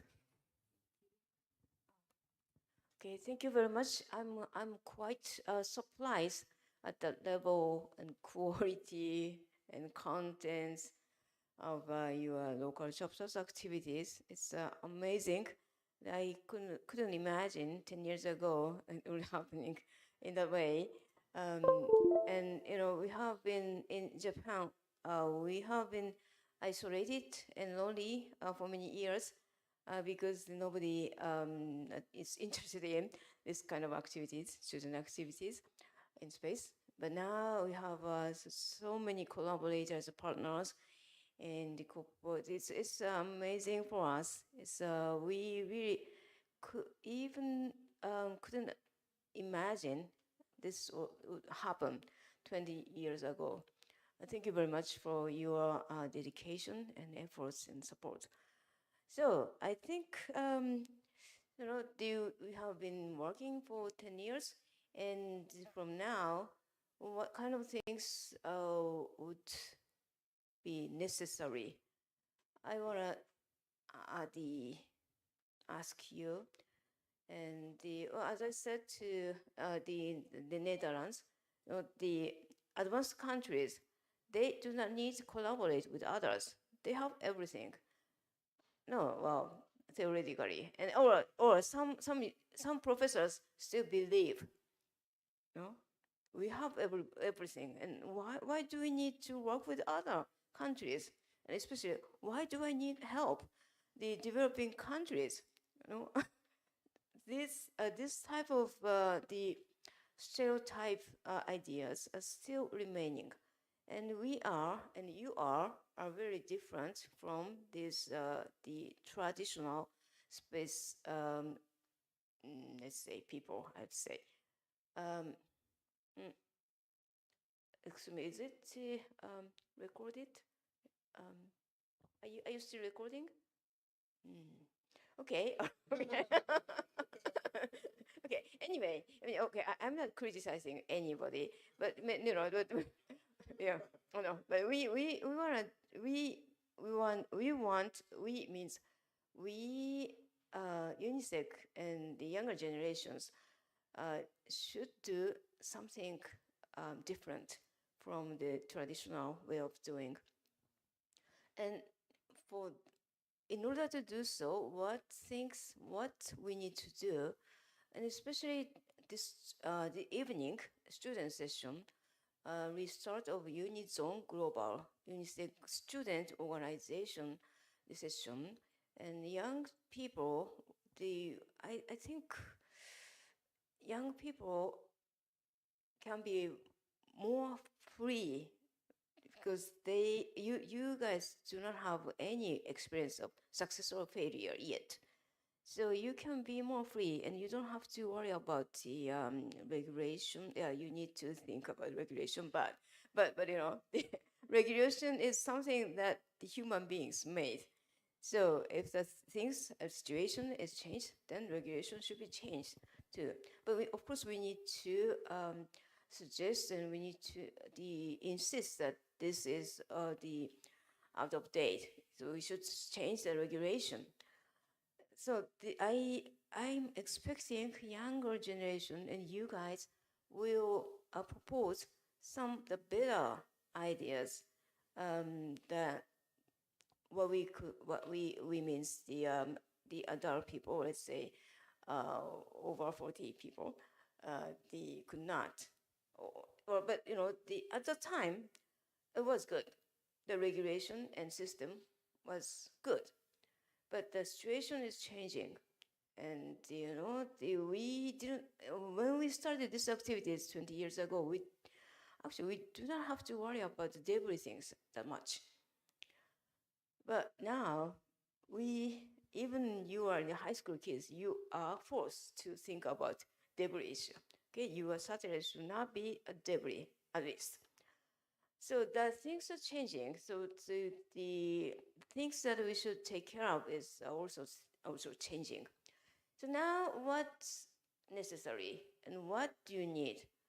And we have.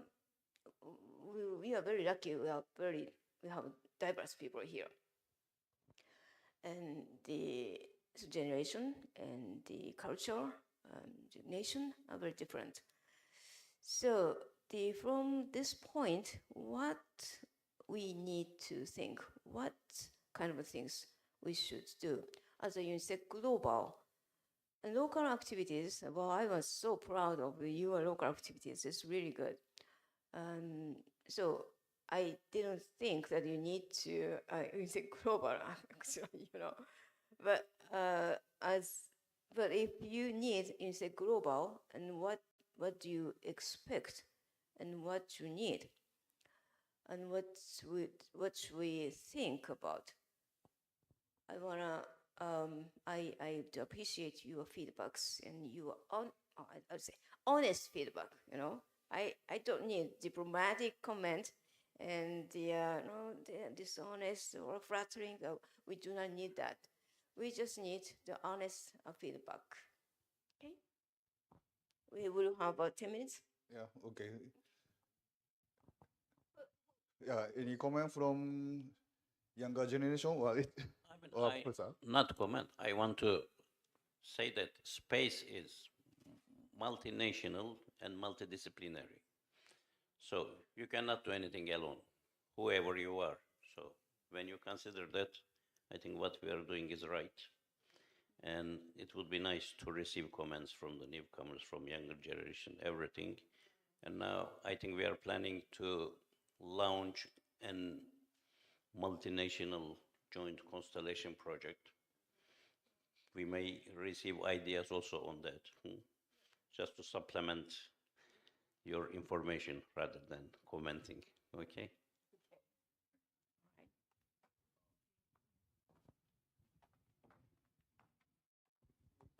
So for the question that Ms. Lei asked, so I think from my perspective, the Thailand perspective, I think Thailand still need a other country to be like a guide or maybe a template that what should I do and what is the right way to do it.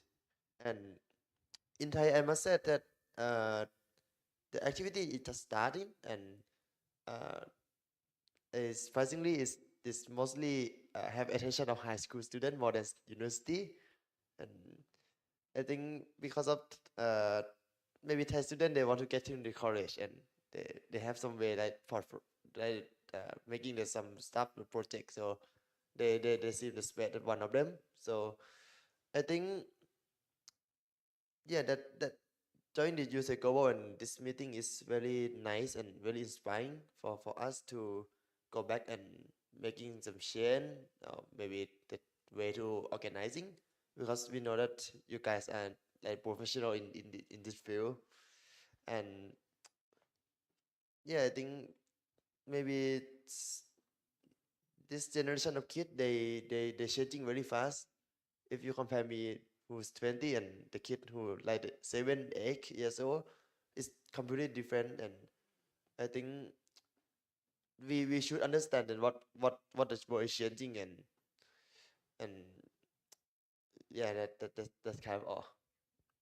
And yeah, it's really good to you guys to have this, to let everybody join. Although you guys are the developing country and developing some of material, some components, some device that maybe you can teach us that how do we gonna make it better. And with the country that isn't it isn't developed yet, it's gonna be like you get a skill, and then if you let us think, it's gonna be the new thing that maybe it's better than the way it is, and maybe we share it together and we develop together. Thank you. Okay, thank you. Okay. Yep, that was very close. On I mean, on a younger generation perspective on what I see in students, I think there is we can basically structure the answer in layers, in different layers. The first answer to why do we need the UNISEC-Global, or why do you need the global projects, it's of course my country is a well space developed country, we can say, and we can have everything. But we have needs. The first need as an educator, I think that to provide the students with a window over the world, which is not just like the lab, the neighborhood, the city, something like that. And I think that just the idea of having partners that speak another language and to try to adapt to speak or to communicate in an efficient way is already an educational opportunity which is invaluable, especially for what we are experiencing right now in Europe. I mean, I don't want to fall into politics, but like there is a lot of talking about being silos, no? The attempt to close a little bit the minds. So I think that on an educational perspective is invaluable. There is, let's say, humanitarian or spiritual perspective, which is to try to give back something to someone else, which is something very valuable as well. Because the fact that we have a very well-developed country with a lot of industry in industrial development, space industrial development, is not an excuse to close our minds and stay in our neighborhood, no? So when you have something to do with the developing countries, it's always beautiful to see that you can provide to their instruction. And I think it's to see that people from another country that have less possibilities than what you have some occasions to learn something from your experience, because in your learning path you have been luckier than them, is something that makes your day or your week, sometimes your year.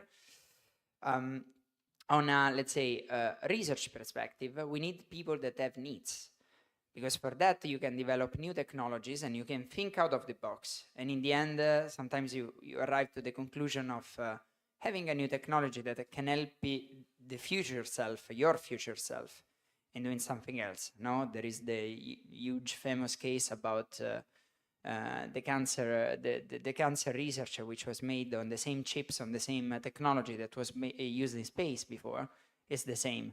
So sometimes there are very simple needs that become very complex missions, that can become very complex challenges, and there is somebody else knocking at your door and saying, okay, you did the wildlife tracking for Kenya, but I want to do this with satellites. So it's also interesting. And I think in all layers, UNISEC is helping, because on education, we have the students here that always come and see a new perspective. Developing countries is the mission, no? Is what we do. And research, business, or whatever, you get good connections with people that have different needs in a different world from the neighborhood you live in. So having a global view rather than a very silos the window is always beautiful on all layers. I would say that. Okay. Okay. Thank you. Yeah. Yeah, he mentioned many important things. For students' education, for example, his university, there are many students coming to our university, and a student also visited. And after returning their stay, they grow up very big jump to the great person after returning. And this connection between us make very beneficial, and for research as perspective, we can make good collaboration, and there are many partners in the UNISEC-Global. This is very great opportunity to join, and yeah, this is very good. I think newcomer learned a lot for these 2 days, and I want to know opinion from younger generation, from students. Is there some idea or impression or comment for the UNISEC? How about you?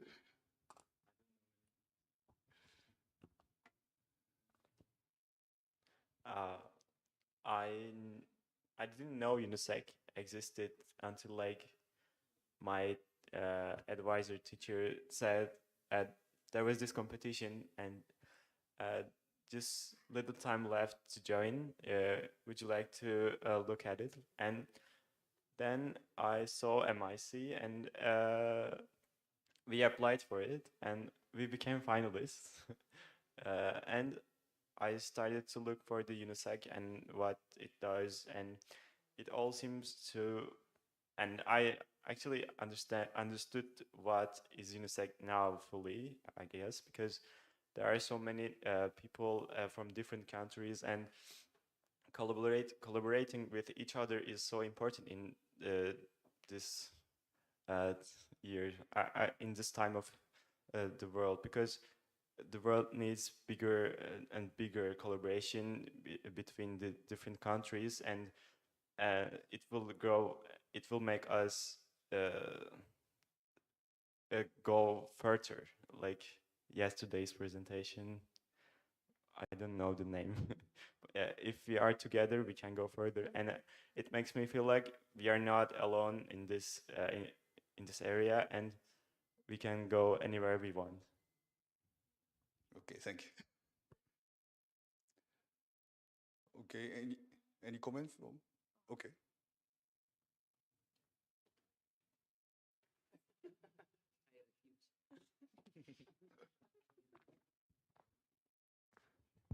Yeah, thank you so much. Well, from a developing country student, I also knew about UNISEC like a year ago. And well, we start looking for information about link satellites and developing satellites like this in Mexico. And it's pretty exciting when you learn that you can go to the space as a developing country. But I think that it is also as important to be aware of space debris and the space garbage, because we commonly we learn about how to make a CanSat, how to make a CubeSat or something, and bring something to space, but they never tell us how to take that away from the orbit. In the future, from my point of view, there will be a lot of space garbage, and if you don't teach us, the developing countries, how to avoid doing that, in the future, we will have a lot of problems, because many countries like my country will send a lot of educational or really basic satellites, and we will get a lot of garbage. So just as a suggestion, I could say, when we try to reach other developing countries, we should teach them about how to fight this kind of problem. And that's what I wanted to say. Thank you so much for listening. Okay, thank you. The Philippine teams have some comment.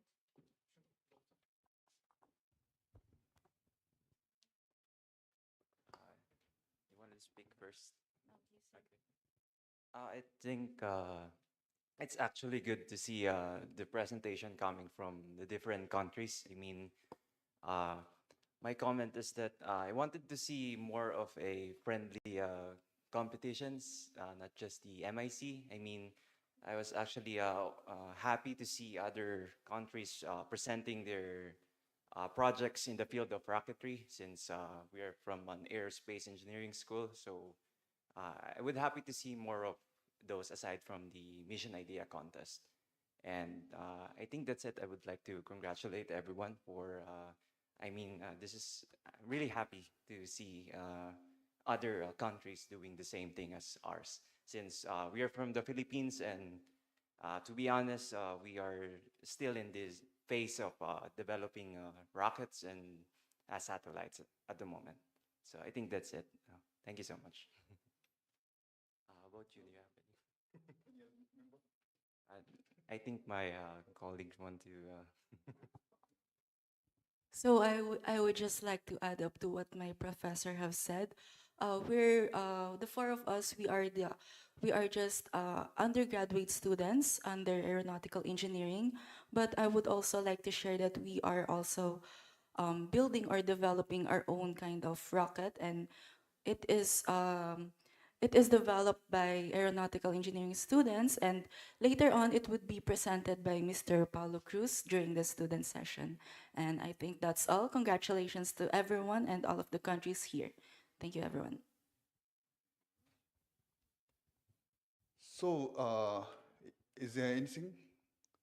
If not, we will. Then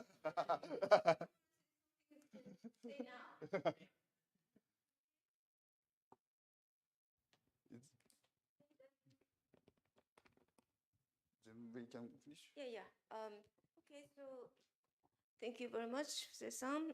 Very nice, very punctual moderating.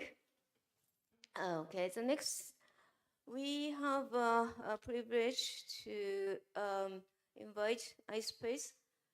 iSpace, we have two guests from iSpace. And you guys are very lucky today. This is a mission control center of iSpace. This is a real one. And today we are not allowed to enter, but they are explaining about this, and we will have some photo sessions if you want. And we need to be at the restaurant on the second floor at 12:30. So we will leave here at 12:25 and follow Honoka. So we will have, let's see, do you need 5 minutes? 5 minutes. Okay. They will explain about this one and the 5 minutes. And after that, we'll have some the free time or for 5 minutes. So you can take a photo or go to restroom or whatever. Okay, so I will pass this mic to Mr. Urata. Yeah, thank you very much, Rei-san. So I'm Masayuki from iSpace Tokyo. So our office is actually located around 5 minutes away from this location. But we, intentionally decided to locate our mission control center here, because so this cross Nihonbashi Tower is like an open space for everybody who are involved in the space industry or space academia. And we decided to not to close this area, but decided to put glasses so that everyone can see our activities. Our mission control center opened around 3 years ago, so at the end of 2020. Then, as I presented yesterday, we had a mission 1. We launched our first mission lander last December. So actually, we controlled our lander from this mission control center.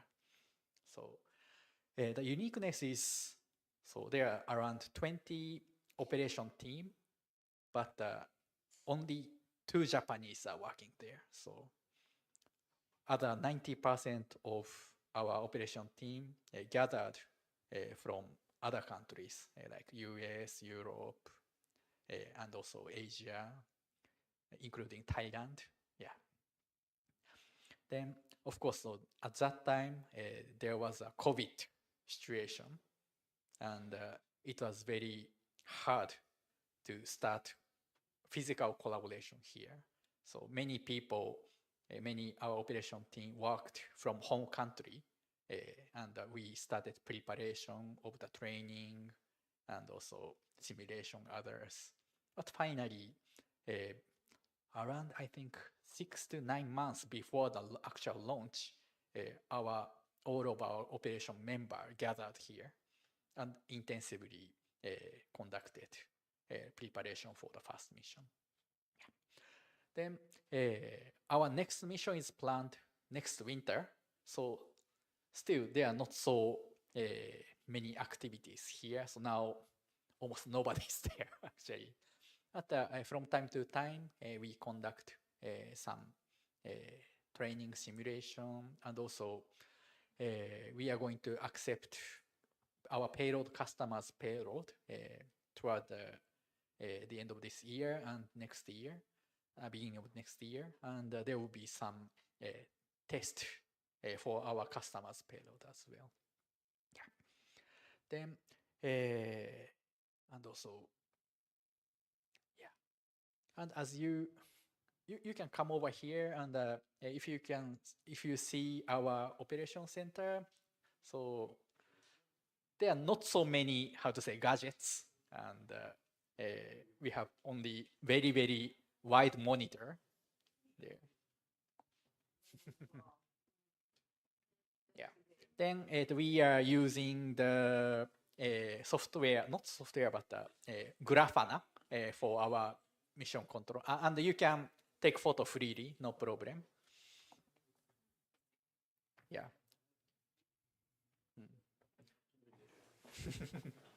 Yeah. And so this is our mission 1 lander mock-up. It is 1:1 scale. So this lander's weight is